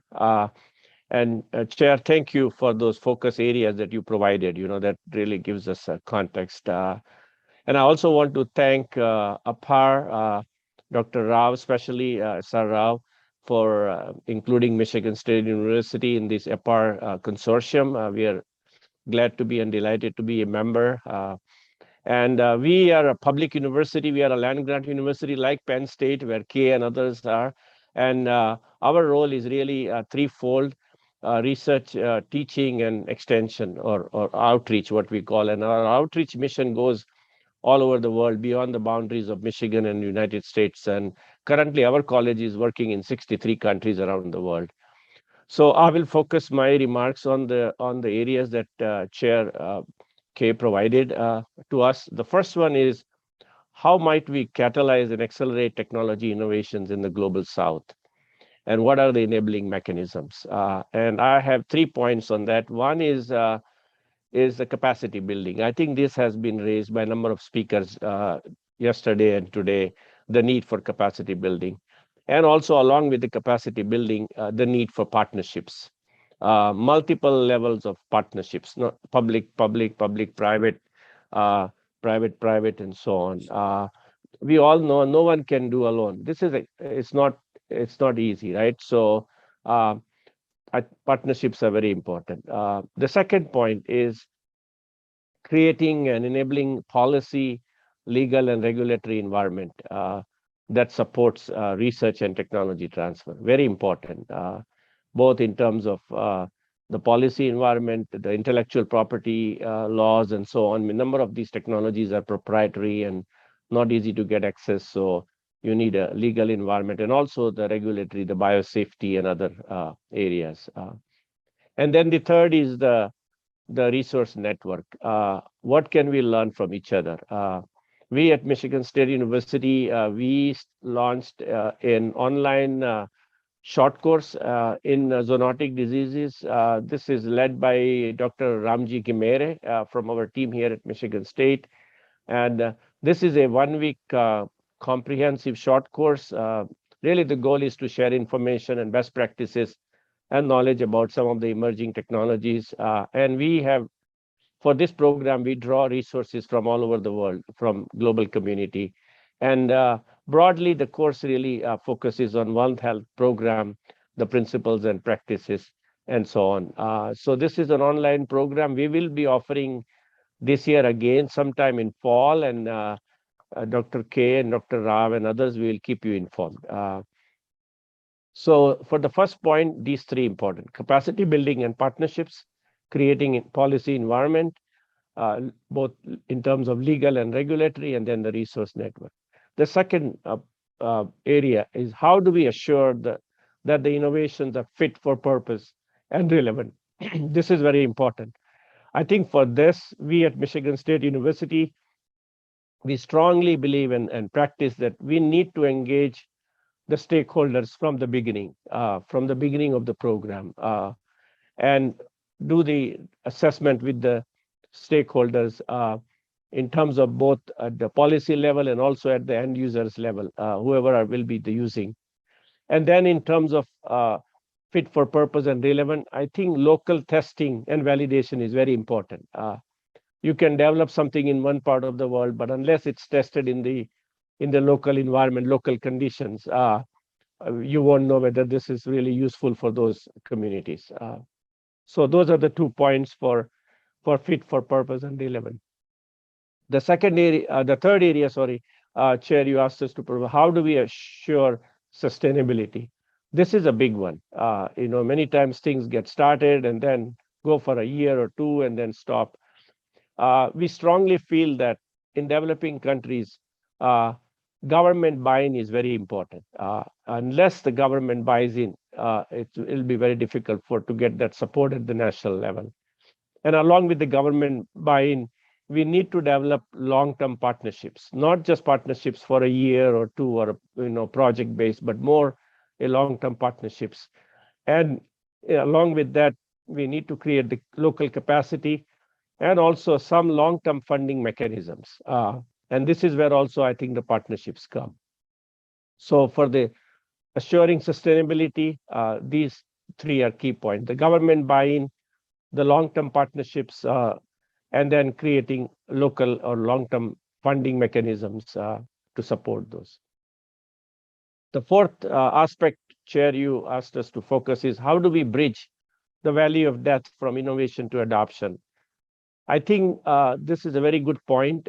And for us, I think we emphasize that innovations should be need-based and demand-driven, not just somebody has an idea and I want to develop something. They should be demand-driven. They should be need-based. And this is where I think the engagement of stakeholders and communities from the beginning, the end users who will benefit from the beginning of the program is very important. And then the second aspect is that the innovation should be economically feasible and socially acceptable. And the long-term commitment and innovative partnerships very important. And fourth area is the education and outreach. I think this is very important because many times if the end users are not aware when the technology is developed, they come to know at the end and then we find out that this is not what they need. So I think the education, awareness, outreach from the beginning all the way to the product development cycle is very important. And we all know that commercialization of technology is very expensive, it's long-term. So I think these are the areas that need to be kept in mind. One is that they are demand-driven, they are economically and socially feasible, and a long-term commitment, education and outreach, and then funding mechanisms. And lastly, you asked us to provide an example that showcase successful innovation in Africa and the pathway to success. I attended one of the webinars about a year ago, and someone from a university in Senegal has developed a robot technology to deliver food to COVID-affected patients in hospitals, because we emphasize social distancing and isolation and so on. And here, this robot takes the food to the patient and goes into the room.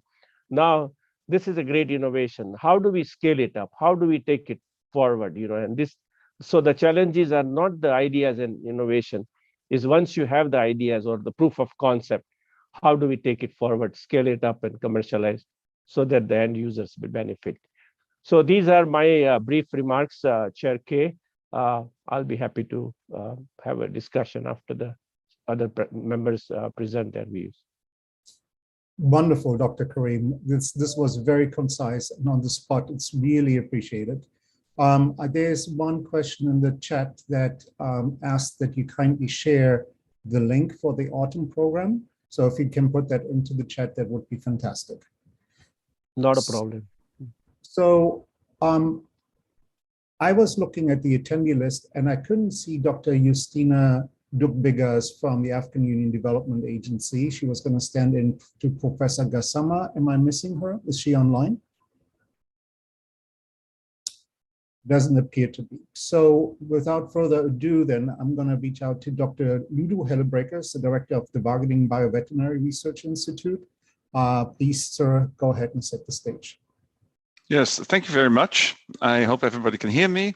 I much appreciate the fact that we can present Wageningen University and Research and see how we can help to further our goals.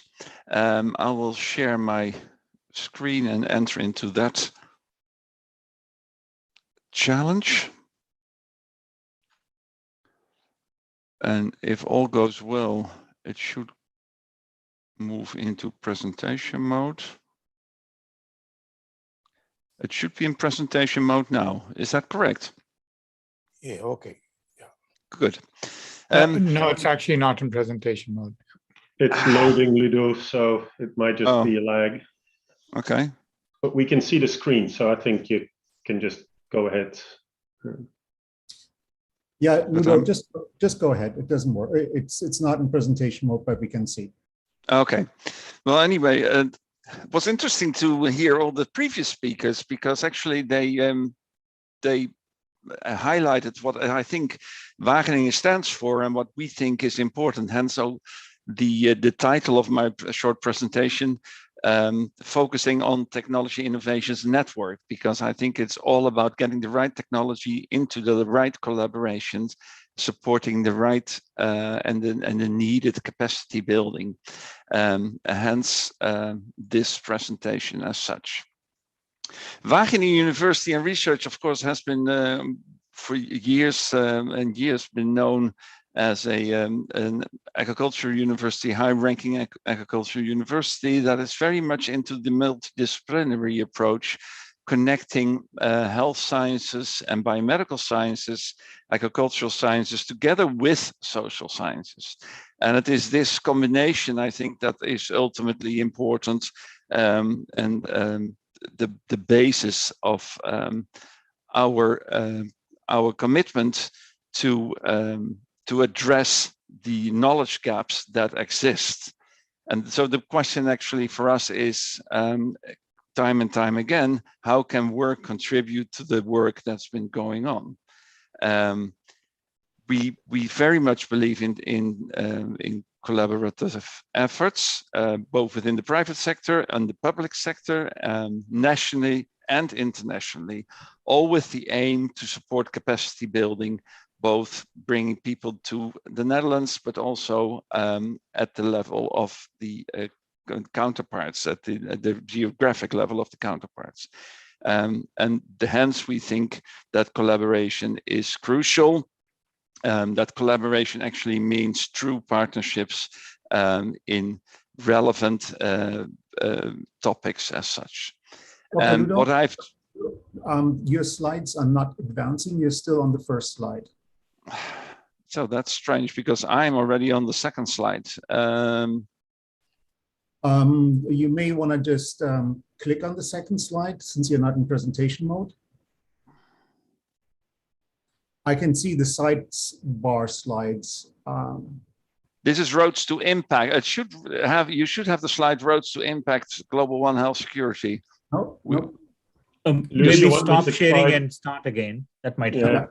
I can try to share from my screen while you get out of it, because I do have the slides here. Okay. I'm out, that is for sure, because I can see you now, Patrick. Okay.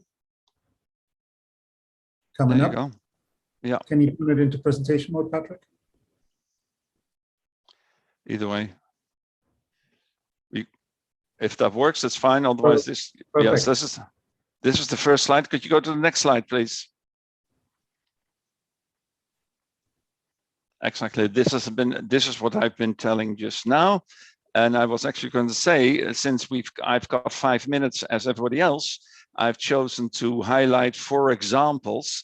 And I do want to mention that I'm fully aware of the fact that the next 4 slides, which are the 4 remaining slides of my presentation, are very information dense, but I will make sure that these slides will be made available if the organization would support that. And there are contact persons on the slides that you could always contact if you have specific questions regarding the 4 different examples that I will be presenting.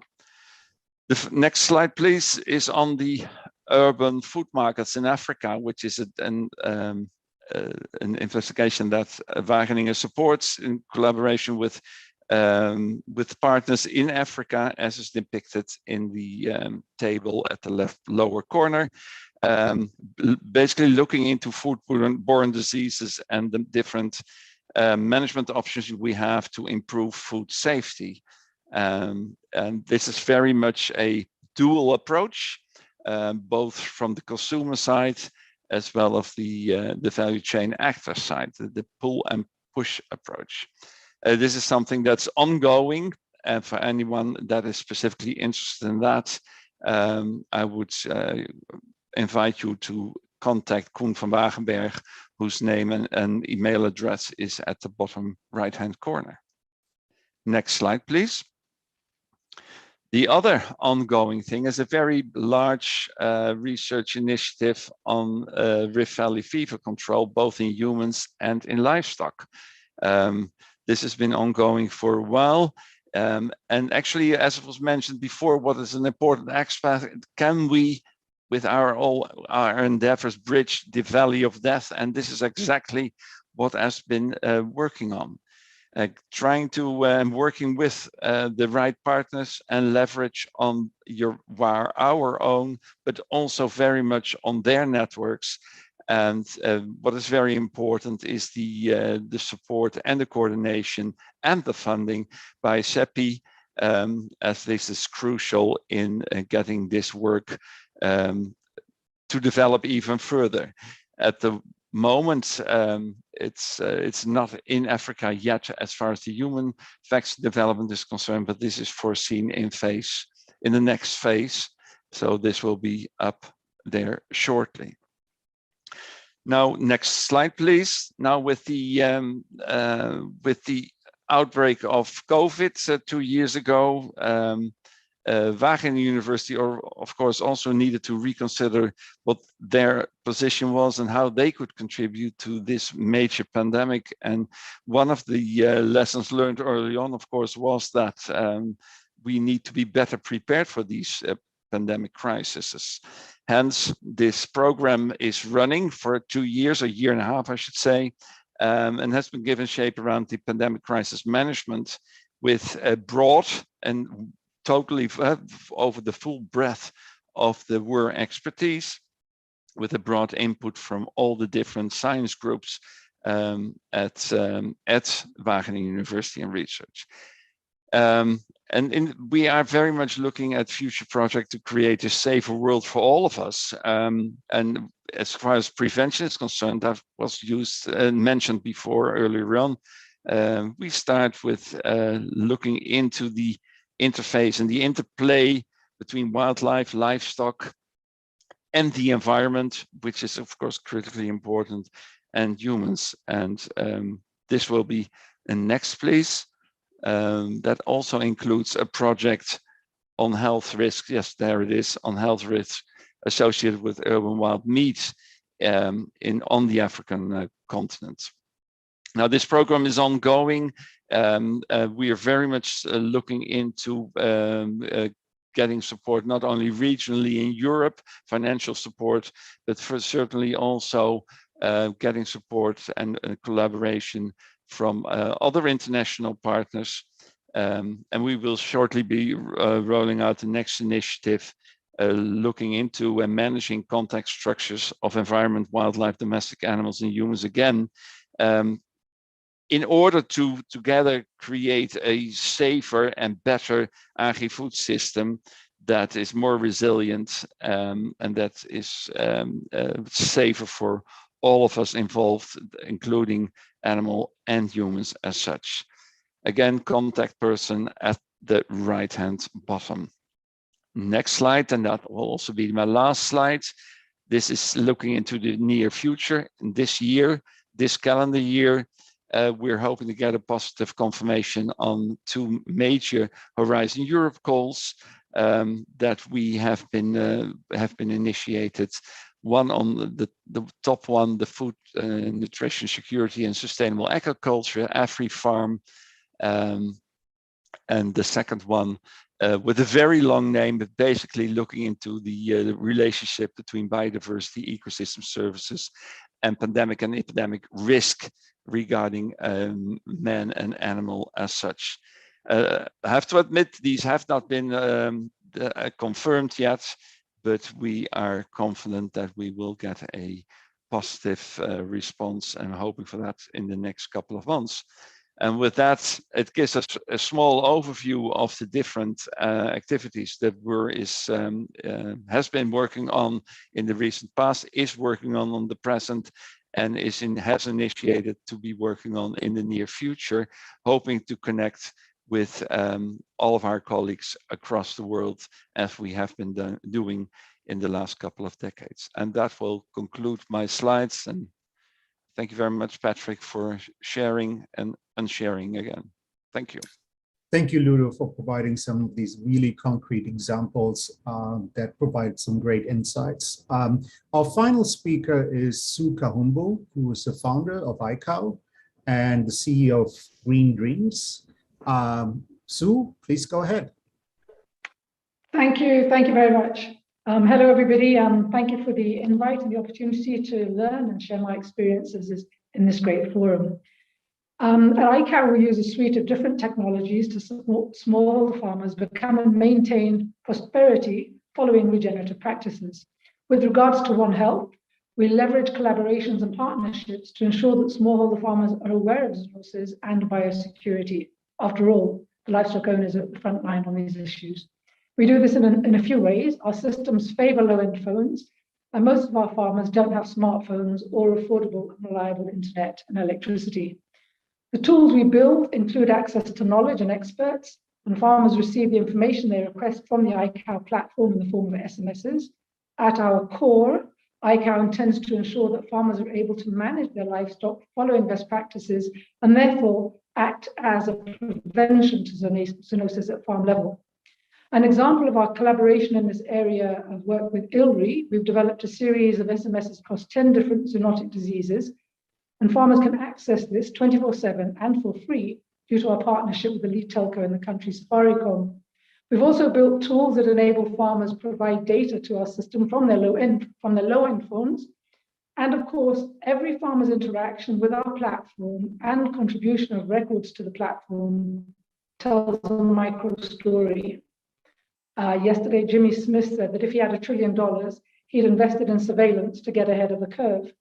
And I believe we can be very smart about listening to the noise coming from farmers across tools like ICOW that may show smoldering smoke before the fire. A case in mind, since adding the zoonotic content on ICOW, 54,500 farmers across Kenya, Tanzania, and Ethiopia have accessed over 200 million SMSs on zoonotic diseases. And when we interrogate the numbers in Kenya, 14,000 farmers plus, we can see the top 7 zoonotic diseases searched for by farmers are COVID, avian flu, brucellosis, Rift Valley fever, anthrax, leptospirosis, and the 7th one is rabies. However, the figures are bound to look very different when we look across different geographical and agroecological zones, time, and climate. My point is, though, that if we want to, we can use technology to include the farmers in the early warning systems by delivering smart solutions to their pressing problems that give them value, where an output from the same gives us data we can use to monitor zoonosis, or at least get some early warning information. In response to the questions from my group, I've got 3 responses here. And I think a starting point is we have so many innovations.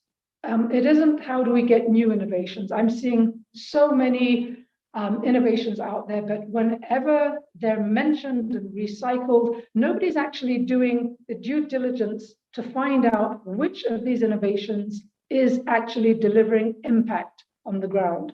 And when we talk about relevance, I believe that impact and continued repeat usage by users on the ground actually is clear evidence of relevance, but it's never looked for when we're looking through the different innovations. There are other factors that seem to drive the innovations that seem to keep getting recycled and coming out of the forefront. In my space, that is. Secondly, we need policies, and I'm hearing this from everybody who's been speaking in the beginning of this conference. We need policies to support, fund, and enforce wider collaborations and ecosystems across One Health, with very clearly defined collaborative responsibilities at the core. Sustainability should not be left to payment models for smallholder farmers. This won't work. And a new model is needed based on shared care further up the value chain. I strongly stand by the notion that economic gain must not and cannot be the incentive of success of One Health across the various partnerships and collaborations that are critical. COVID has shown us that this is not sustainable nor equitable. In fact, this model is totally unconscionable. In the interest of continuity, entrepreneurs, innovators, and social enterprises in this field should be financially supported through the consortium of players. They're the link between research, the government, private sector, and farmers on the ground, and should operate from a position of non-bias in order to deliver reliable data. Full stop. Wow, cool. I have a question for you. So we talked yesterday a lot about data sharing. The platform you described. How do you kind of enable this data sharing issue? And have you had challenges around that? And how do you overcome that? So there are a few ways that we do it. We're able to share aggregated data. Also, where we specifically link to partner platforms, the entry point where farmers come in, they have to give their consent for us to be able to share the data across. So I'll give you an example. In the instance of the Africa Dairy Genetic Gain Program, we share milk records to the Africa Dairy Genetic Gain Program. We collect milk records on a daily basis from farmers in Kenya. We've got 55,000 milk records collected in something like 6 months, but those farmers know their data is being shared and the feedback that they're getting is coming back to give them value. It's not just about the data is collected and that's it, they know nothing about it. The feedback that's coming back, we're not only collecting milk data, we're also collecting body condition score data directly from farmers.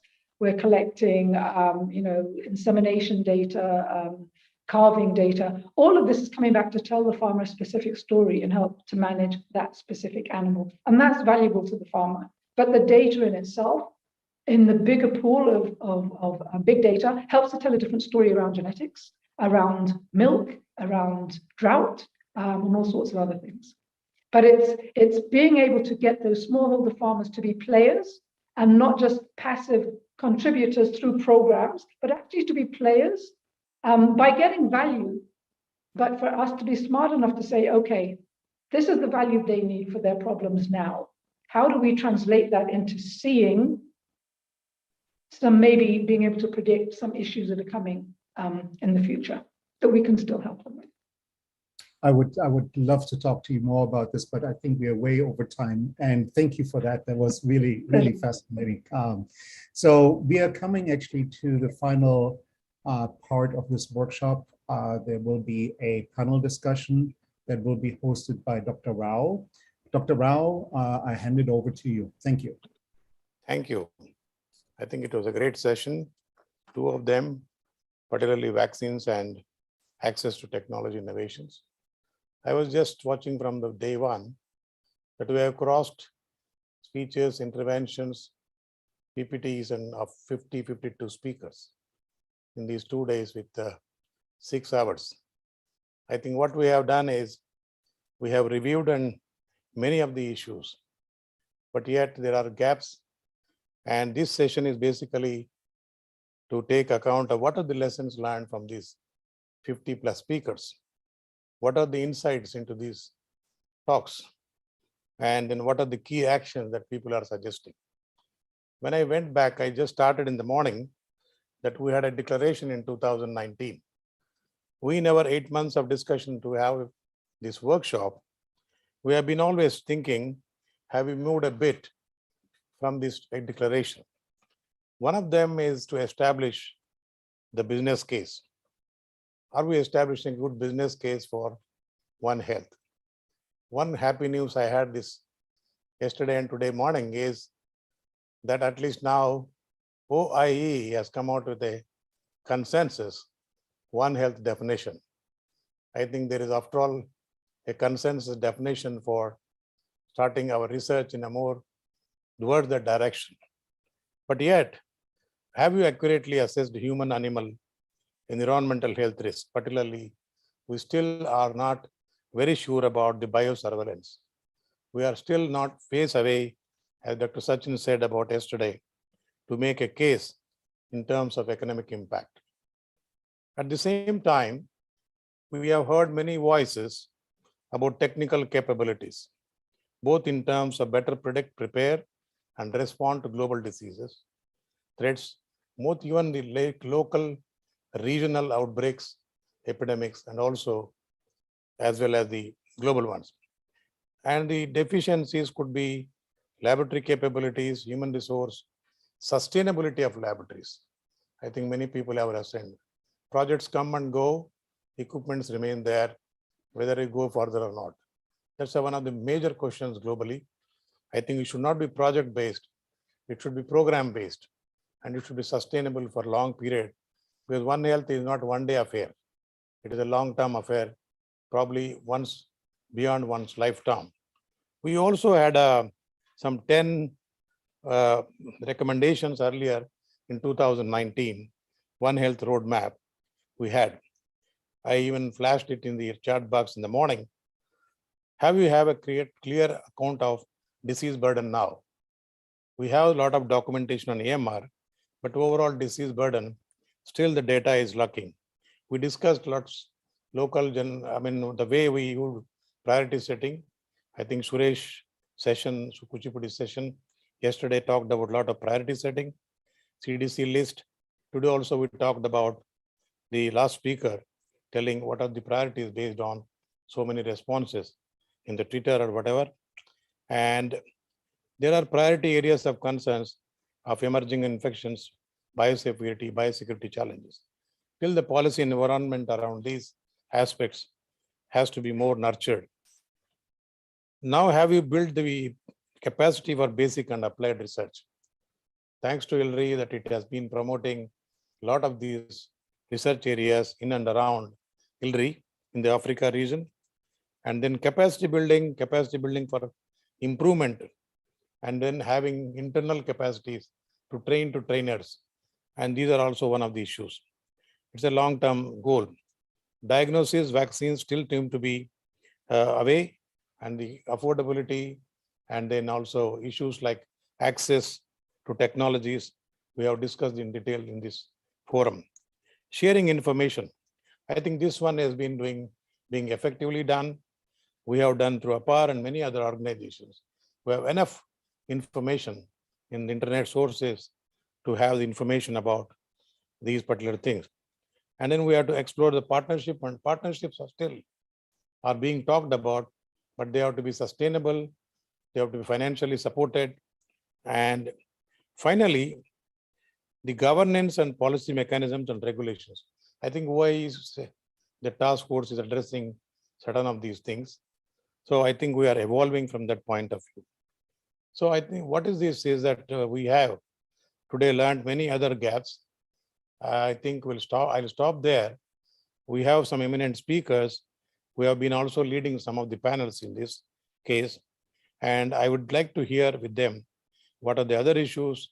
Have we grown from our list, which I just narrated, and the concerns remaining, and what actions we take? In the morning, Jim actually was telling that yesterday, that we should not just have recommendations, we should have actions.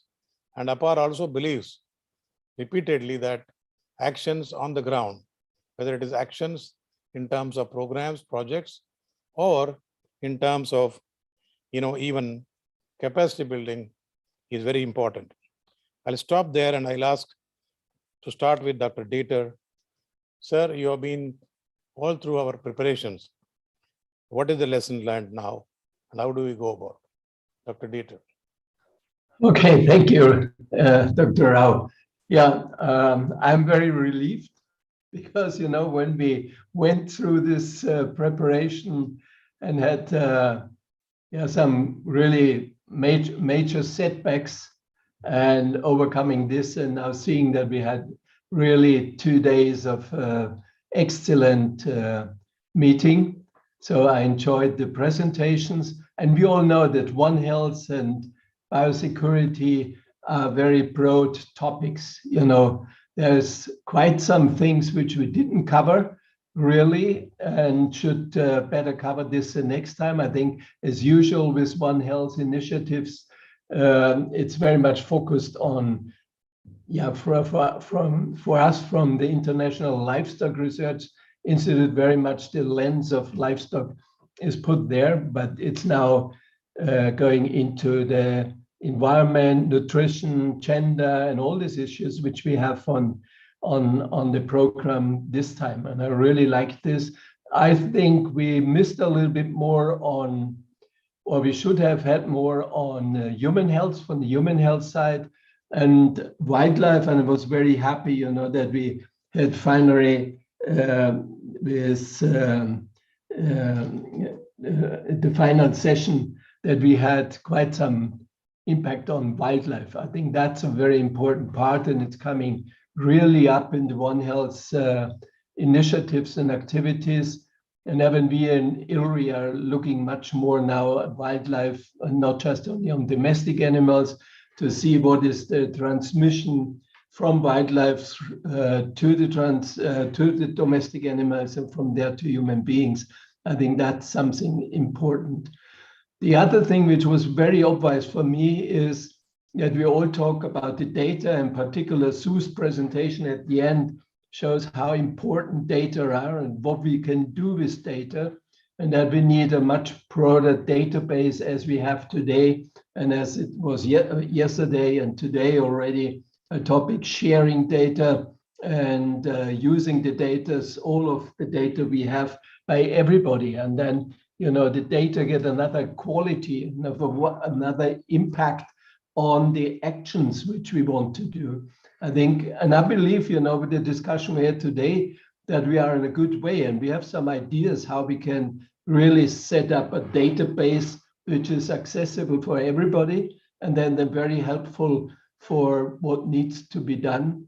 I think that's another fantastic thing. We all talk all the time about collaboration and cooperation and interdisciplinary activities.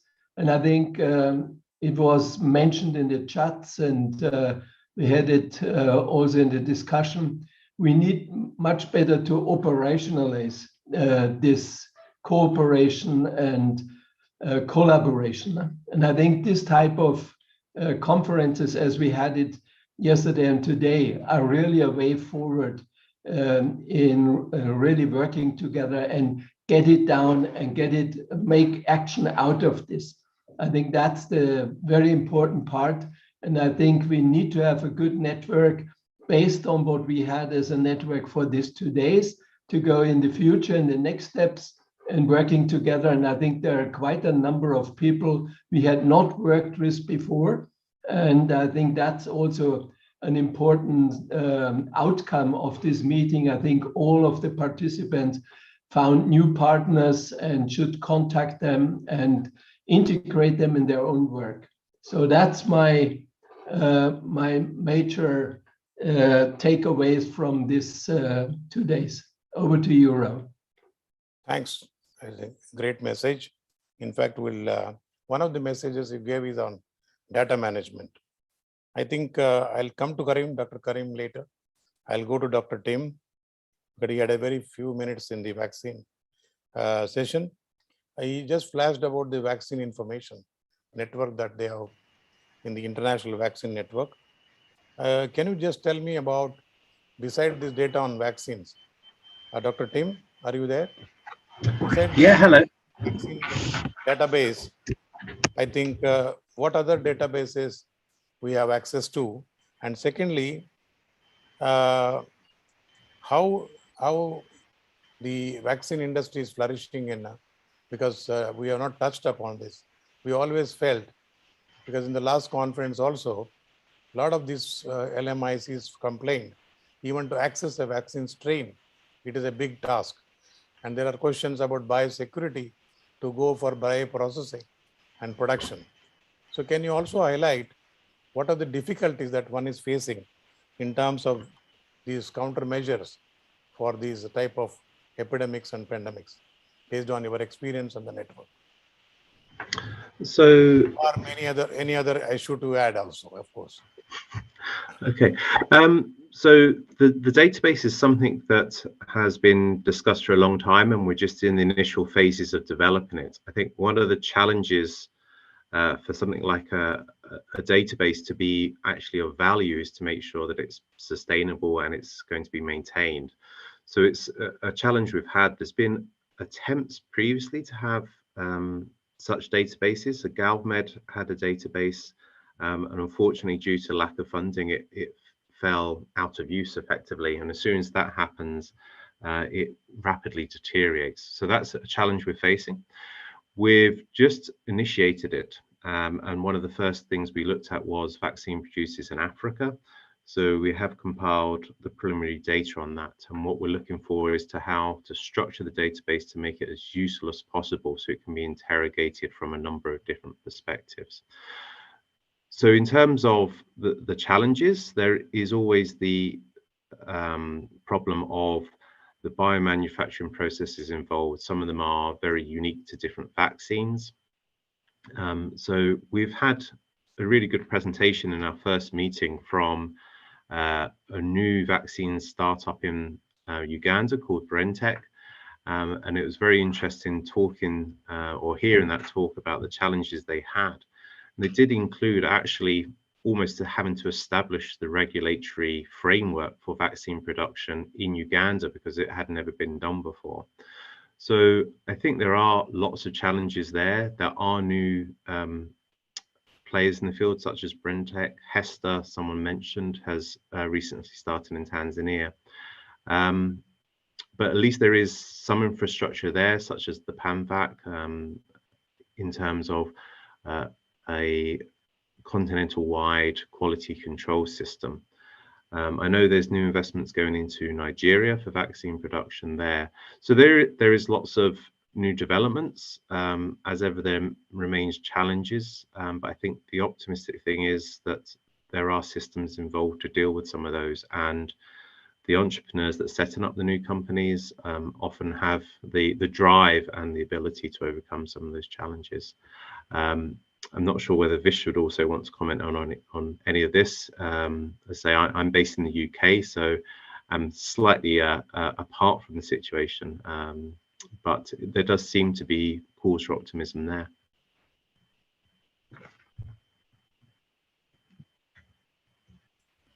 Many of the investors, hello, thank you, Dr. Tim. If Vish is around, I would just like to pass by asking you, there are many people who want to invest on vaccine production in Africa, but there seems to be a lot of course, I will put in inverted commas, political intervention. Vish? No, you touch on. That's why I put it in commas, yeah. Right, you touch on an interesting point. Just to continue what Tim was saying earlier, there are quite a large number of at least veterinary vaccine production centers in Africa. These tend to be leftover, if you want to call it that, institutions from government institutions that have either been privatized or go down to maintaining vaccine production. And for a number of these vaccines, if you think about them in the veterinary market, at least, these are fairly old generation vaccines. So they're either killed vaccines or they are live attenuated vaccines that were developed probably 20, 30 years ago, but are still widely used. And so there are a fairly large number of those types of vaccine production centers, institutions in Africa. The thing is that they need to improve and offer novel types of capacities for vaccine production. One of the big problems in Africa, unfortunately, is that there is a very small biotechnology centers. There's very small number of biotech companies, if you want to call it that. South Africa tends to be, and North Africa, I should say, tend to be slight leaders in those areas. Other countries are beginning to try to catch up in that space, but on a continent where you have not much modern biotechnology going on, the knock-on effect of that is, unfortunately, there isn't really a large market in terms of personnel. And what we see happening, unfortunately, is there's a huge brain drain, right? A lot of those people in Africa who were involved in those basically leave the continent, and some of them come back, but not very many. The other problem, I wouldn't say problem, the other thing about vaccines, it's very often in African countries, they are viewed as being central to the government policies. They are controlled by the government. They're regulated by the government, and very often different countries have different policies. So West African policies, for example, are quite different to East African policies in terms of who can vaccinate, where vaccines can be purchased from. And so that creates other types of issues as well. So having a harmonization of that within Africa, Africa is over 50 different countries, is not a trivial problem. The other issue that I heard about and we didn't get a chance to discuss is this issue about access, free data, free flow of information, free flow of reagents, and the ability to be able to actually pass on stuff between countries. Unfortunately, that is becoming more and more problematical. It's becoming more difficult because of access to genetic resources. This is not just in the context of plants and animals, but also is unfortunately hitting the microbial sphere as well. So that's a challenge that I think needs to be addressed. Thank you. Thank you, Dr. Vish. I think that was a good information about vaccines and the possibilities and challenges. I think there are two sets of issues. One is about setting disease priorities, and also there were a lot of issues raised on priorities, and also in terms of the what you call the related issues like biosafety, biosecurity, and issues around climate change and sustainability. We have two important speakers, Dr. Suresh Kuchipudi, in his session, very intensively it was debated on priorities, and Professor Vanda from University Pretoria, who actually is having a lot of background expert in, I think when he interfered on viral genosis from the medical point of view. I will also ask Dr. Vanda that there is always a concern between the interface between medical medicine, veterinary medicine and human medicine people. I think that you may touch upon later because we are going to have another workshop, but I'll ask you this question also. First, I'll go to Suresh and ask you, what are your experiences, lessons learned from this? Are we still way away from priorities? Are we still away from all the technologies? We have a lot to do, or we are achieved by defining it very well now by OIE. Suresh? Thank you, Professor Rao. So this has been a very enriching learning experience, as we all have seen over the past 2 days. There has been a very rich and deep conversations around several questions. But as Professor Rao asked, one of the questions that I would like to touch upon is, how do we improve early detection of pathogens in Africa? And panelists have shared very profound thoughts on various challenges and limitations and current problems. And one of the key aspect we asked the panelists to comment on is, do we really have a reliable prevalence data for pathogens in the African context? In the absence of reliable prevalence data, so how are we prioritizing what zoonosis we are going to surveil for? So, and a lot of times it appears that the preference of pathogens that are currently focused is because they're very popular, or there is a previous record of these pathogens being prevalent in a certain part of the country or certain regions. So, and some of the key challenges that we heard from panelists, if I can summarize, also reflected in other aspects, not just diagnostics, are a lack of investments or capital, and also limited access to technology. And it was brought up by several panelists about the laboratory infrastructure. And also, as we heard earlier today, lack of trained personnel, whether it is laboratory or field veterinary personnel that could deal with wildlife animals, for example. And inadequate infrastructure has also come up repeatedly as one of the major challenge. And I was just intrigued by the comments earlier about the investments in, as we're talking in the vaccine context. Even in the diagnostic setting, one of the critical limitations perhaps is the relatively small markets, and clearly there is unstable demand. So it naturally begs the question: so who is going to pay for investments in the region? So diagnostic capabilities can be enhanced. And we also heard that to establish technologies like the PCR or next generation sequencing and to sustain them, it's not going to be easy. It is fairly expensive. And one thing that I really wanted to highlight is the challenge is how do we foster the cross-disciplinary collaborative partnerships from a One Health perspective. And we heard all the different challenges, whether it is cooperation or data sharing, data management, and so on. And as Professor Rao clearly highlighted, how do we move forward with solutions or recommendations and not talk about challenges? And when I reflect on this, there are ways in which we may be able to address this. For example, one opportunity is to invest in infrastructure, but keep in mind with a plan for sustainability. So Dr. Dopp yesterday from OIE has clearly highlighted the fact that the one-off investments would not really be beneficial without a plan for sustainability. And an example work towards this is if we can think about building partnerships to initiate what would be the lighthouse projects on, say, a low-hanging fruit. And this will allow, or at least help different entities from animal health agencies, human health, and the environmental folks to work together. So these examples will provide an experience of how a multi-sector One Health project would look like in the African context.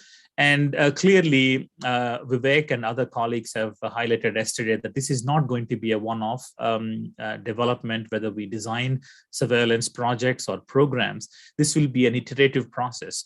But the idea is that once we set up these lighthouse projects that will facilitate interdisciplinary cooperation to do One Health related projects, and this will help us also to learn the lessons of what are the limitations and the bottlenecks in letting these entities to work together, and then use that information to further refine. And therefore, it is not just a collection of few projects, but the projects all come together to build a program. And that, I think, would be one key aspect to have investments, but a sustainability in mind. I'll stop there and pass it back to Professor Rao. Thank you very much. That was a good message to carry on. I think you really covered many aspects. I'll go to Dr. Sorry, I just said about papers. Yeah. So, Professor Vanda, you have been with the viral diseases. Many times people they only list a lot of bacterial diseases. I don't find many of them listing viral diseases. And secondly, what is next in your experience has been the interaction of veterinary medicine people with the human medicine. Can you please answer these two questions? And what has to be done? Professor Vanda? Dr. Rao, I think she's left. Oh, she has left. Okay. I think we'll move on to the last. One of the best points in this particular session is we added social and behavioral aspects. I think although we had a very little time to spend, we have a couple of minutes here. I will ask Dr. Mayo and what else we can add, how to carry on this agenda of social behavioral aspects. When you see the COVID, these are the very basic social and behavioral aspects, which is coming in the way of stopping the transmission of COVID. And it is also so, as you see many examples with the veterinary diseases. And of course, a lot of education awareness is needed. What are the actions on ground we have to carry on a large scale? Are these actions scalable? Dr. Mayo. Dr. Mayo? Hello? Yes, please. Yes, sorry, I was unmuting. Thank you so much. Fine. Yeah. Thank you so much. I think I want to start by reflecting on some of the issues that came up from our team, where everyone said, okay, I think we realize that we need to bring the people in this whole discussion and action. But the whole thing starts at lack of collaboration between the technologies, the policy, and the social scientists. So this is one point that we would like to bring forward, that need for collaboration. Let's bring the social scientists' views in all the planning, in the prioritization, in raising awareness, in implementing some of these biosecurity approaches at different levels. But one issue also that came up in our session was really understanding what are some of the incentives that are needed to support the farmers in implementing these biosecurity measures, especially at farm level. So understanding these trade incentives and the trade-offs that are needed in this process is also important.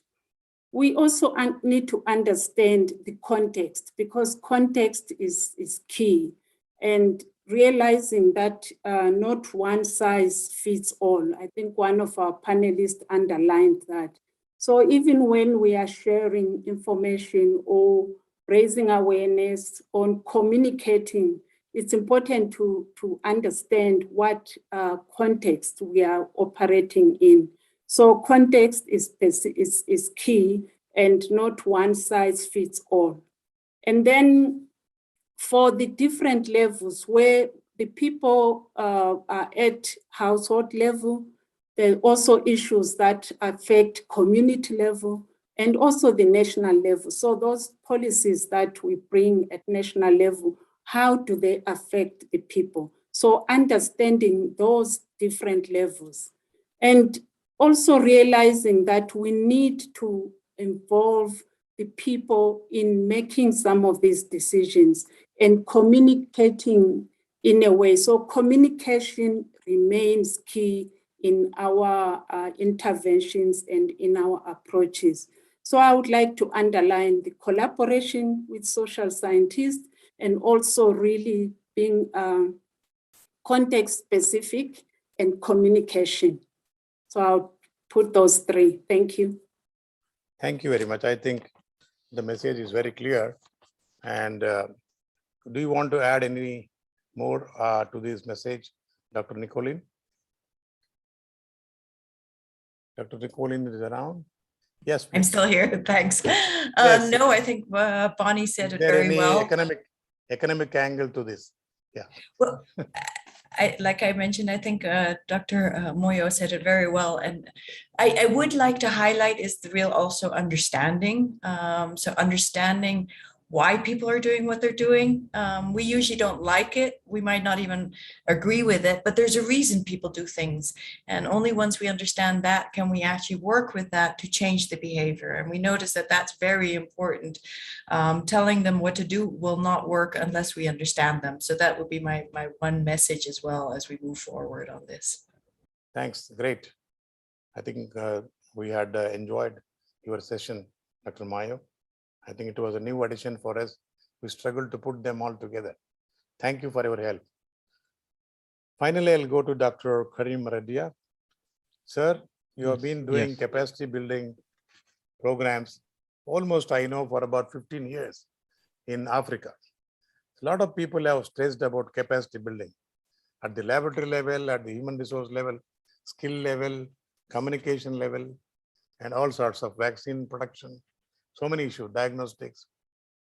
What is new way of doing it now? It can be more effective based on your experience. Because these workshops, seminars are fine. Are there any solid actions that will make capacity building more effective? Sure, yeah. Thank you, Dr. Rao. I think the last 2 years of this pandemic, of course, we have lost millions of lives, but I think there are some positive things that have come out, and it's really impressive because we were doing a lot of our programs in person here, people coming from all over the world to Michigan, or we taking groups to India or other countries. I think during the pandemic, we have converted a lot of these programs online, virtually. And I think the emerging tools of ICT, the information communication technologies, these powerful tools have really given us new ways of doing things, So I think as we are moving forward, as we are looking forward, Michigan State and many other universities, I think we are looking at hybrid ways of delivering programs, So a lot of things will happen.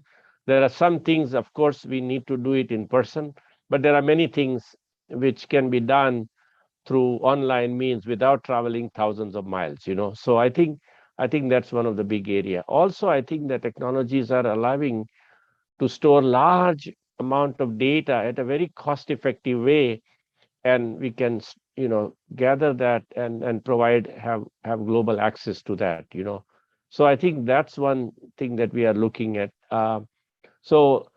Looking at this 2 days of program, Dr. Rao and Dr. K and others, what I would like to suggest is we hope that a publication will come out from these 2 days of deliberations. I wish everybody could write a summary or something, and you bring out a proceeding or with some key recommendations and share it widely.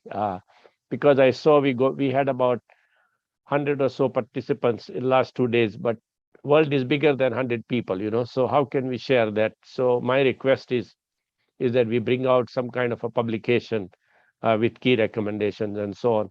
And second thing, as I said, we are offering an annual course now online on zoonotic diseases. I would like to request that APAR develop a calendar of events. What's planned for this year in 2022? What activities are coming up?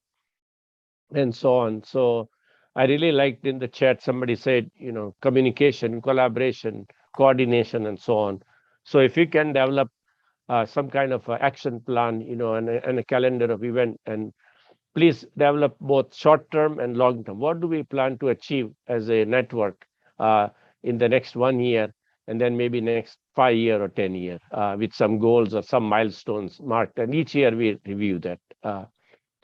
And then lastly, of course, everything requires funding, right? So is APAR planning to develop some kind of a proposal or some kind of funding mechanism? I know Dr. K is at the Rockefeller Foundation at the Pandemic Prevention Institute. Can we all work together, APAR network members, and develop a proposal for a long-term funding or something mechanism where not just one donor, but multiple donors could come forward and so on. So I would like to hear from you, what are the sort of the plans for the future? But I think we at Michigan State, we are looking at the world very differently now. We are making our classrooms global. We see lots of opportunities. So thank you. Yeah, I think before we go to the concluding session, I think we're slightly delayed, but I will not resist from asking Dr. Kai. One of the things which we have been discussing is about what you call technologies in surveillance, emerging technologies application. And none of them have usually touched it, particularly use of big data, sequencing platforms, and integrating them towards surveillance. Can you just make some few remarks and move on to the concluding session? Dr. Kai. Yes, indeed. So that's kind of interesting that you bring it up, because it was part of my closing remarks that I was going to make, and that we really need to start thinking about how we leverage these new technologies, especially big data analytics, and look at models from other areas. So financial industry, where where we have a globally connected network of data holders that depend on each other, but they cannot share data because it's, of course, a financial risk. So what happens is that those systems are developed in a way that data is held by their owners, and it's a federated system. So people don't give out their data, but they're part of a training, AI, machine learning training, big data analytical platform that can actually create models that inform developments in the overarching system. And so we need to, or not we might, we should be thinking very closely and carefully about how we leverage this innovation type. I know that the Berlin Hub is very closely looking at these types of models, where we also look at leveraging queuing data, what we call alternative data, to indicate whether there's an emerging event. So how might we use the correlation of migration data, deforestation data, urbanization, climate change, social media queuing, and all these different disparate data sets to inform about that something is happening? And can that be combined with reference historical disease surveillance data and prevalence data with real-time surveillance in the field and outbreak data, so that it actually informs the system? This is far from demonstrated, viable, implemented, but there's certainly opportunity to explore how we might actually go there. And we at the Pandemic Prevention Institute are very closely monitoring this, especially with the advent of the genomic surveillance capacities that have been developed and implemented as part of this outbreak response globally, whether that is the Genomics Initiative in Africa, the networks we've been funding in Africa and in India, and capacities we've been building with the Pan American Health Organization, where that genomics data really informed about outbreak response and also variance discovery. And what is really exciting about this, that this global genomics effort has been channeled into data sharing with GIZ-8. I don't know the numbers right now off my head, but it's exploded in terms of how many data samples and sequencing samples were shared with GIZ-8, and that enabled actually scientists globally to collaborate in conducting research. So these are the types of models we really need to take a look at in terms of moving, especially the data sharing, the collaboration, the joint analysis forward. I hope that covered what you were looking for. I think we have 9 panelists, and all of them contributed very wisely on the question, what are the lessons learned, how to go about, and what are the actions. Definitely we'll consider all these points while making the summary of the presentation, and also making whatever your requests are. Probably we'll explore to put all this in the form of a document, as Dr. Karim was suggesting. Sir will also take your help in this as a partner to us. And I'll close this session here without any expansion of individual messages. That is how I usually do. I don't nullify others' comments by being an anchor. So it will be floating in the air for you to think about who said what in this panel. I'll stop there. I will again go to the next session, closing remarks and next steps. I think we have already touched some of them, but doesn't matter. I will invite our beloved partner who has been responsible for the great success of the show, Dr. Dieter Schillinger, DDG Biosciences, International Livestock Research Institute. Sir, over to you. Actually, there's not much to say from my side. I just would like to thank the co-organizers with Ilri, and the way how we went through the difficult times where we were not quite clear how we manage everything. But particularly, I would like to say thank you to, I think it's Abhijit from your side, from APAR, and Ekta Patel. The two were really doing the very important work, keeping things together, updating and communicating. And really, that was a fantastic cooperation. And I would like to thank the two particular, as well as you, Dr. Rao, and Kay van der Horst as well. So this is the time to say thank you, but not adding new information and ideas. Thank you very much. Thank you. So I'll move on to Dr. Kai. So your remarks. Yeah, I was thinking about some closing remarks, but then I thought about all the richness that was covered by the panel here, where I think there's really not that much to add. And I think just bringing some things back as a principle at a very high level, I think we need to really build on the discussions we've had that aside from financial sustainability and building that globally, we really need to look at enabling mechanisms which allow us to build out the One Health security space. Facilitate open and equitable data sharing without incurring the risk of punitive actions is essential. We must overcome disincentivizing. I just gave an example.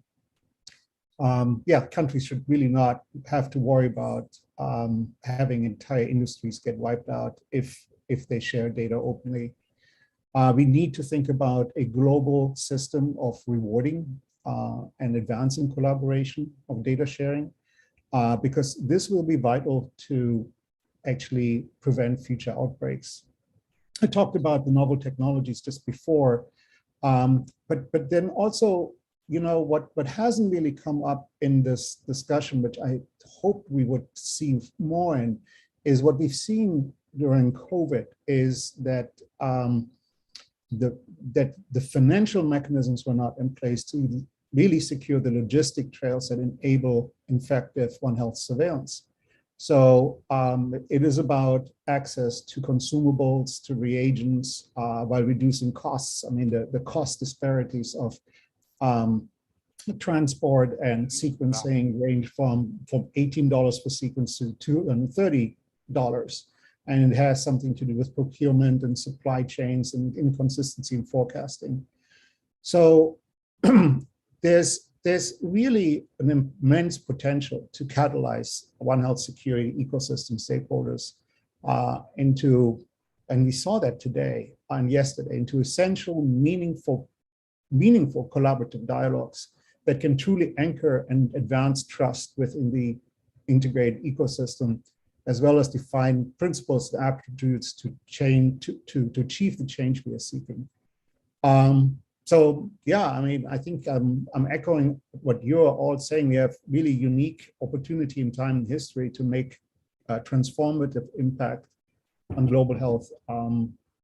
You are the people that will help us not to squander that moment. And I look forward to collaborating with you in the future. And thank you to all the panelists, to the ILRI team in particular, for providing immense kind of heavy lifting to make this work and make this a success. Thank you so much for that. Yeah, thanks, Dr. Kai. In fact, your voice is my voice. So therefore, we had our voice. So one important thing I would like to add is that it is a time to thank people. One of the important things is I should thank Dr. Dieter again and his team. I do agree with him that Ekta from your side and Dr. Abhijit from our side have been working on the background, and I thank immensely both of them. And there were also two more players here for the last 3 days helping me to come to the to make an effective Zoom session. I think it is Praveen and also Ram. These are IT people. I should also thank them. I don't know whether you can see them. So come here, Ram. These people have been helping us in many of the Zoom meetings, particularly with the APAR. I think they deserve appreciation. Thank you, Ram. Thank you, Praveen. Yeah. And more important is that Bernard and many other people in the team, for example, at the ILRI head office, and bunch of people actually were helping to scout the speakers and then tell names after names. Even in the last moment, particularly 2 sessions, access to innovations and also vaccines. And a lot of help has been rendered by various corners. We also thank all the other participants than the speakers and the moderators who have been patiently listening to us and also asking for some questions. I think thanks for your participation here. We will share with you a lot of information on our website. And we also thank all the, eminent, what you call authorities from OIE, WHO, and also our Indian government and many other policymakers yesterday. I think they made us a beginning to opening remarks. These opening remarks have been driving force, particularly Jimmy from Hillary. I think he participated twice in 2 panels, a lot of rich contributions. And Vivek has been very, important in scintillating discussions, followed by Suresh. So we had every session has been richly deserving a lot of applaud. It was a great celebration. For my part, it is a celebration I call, celebration of One Health. And we have achieved certain goals, still something remains. Otherwise, we can't have APAR going forever. So there are many issues to be covered. And when I look back at 2019 session with 200 people physically, there was no Zoom or nothing. There were huge panel discussions on diseases, and then revisit the declaration we had. Yes, I agree with our earlier version of discussion within our own group in APAR that we have to revisit and maybe change the declaration a little bit. Probably we'll come out with some sort of a declaration of this particular conference. That may be one step, and also documentation. APAR website will also carry certain of the glimpses of these videos which have been covered. I think at this point, I thank you all. And if I missed anybody, please pardon me. And it is a great day, great 2 days session. Thank you very much. Thank you. Thank you. Thank you, Dr. Rao. And most important is I missed one. I remember now that our Agari Ambali and Barbara, these 2 people from Australian Union, although there were some gaps, but otherwise, my apologies for missing them. It was a great contribution from African Union. And because of their participation, there was a holistic representation of many of the aspects that cover many parts of the Africa. I think Dr. Kai has something to say before I stop. So it's fine. Thank you very much once again.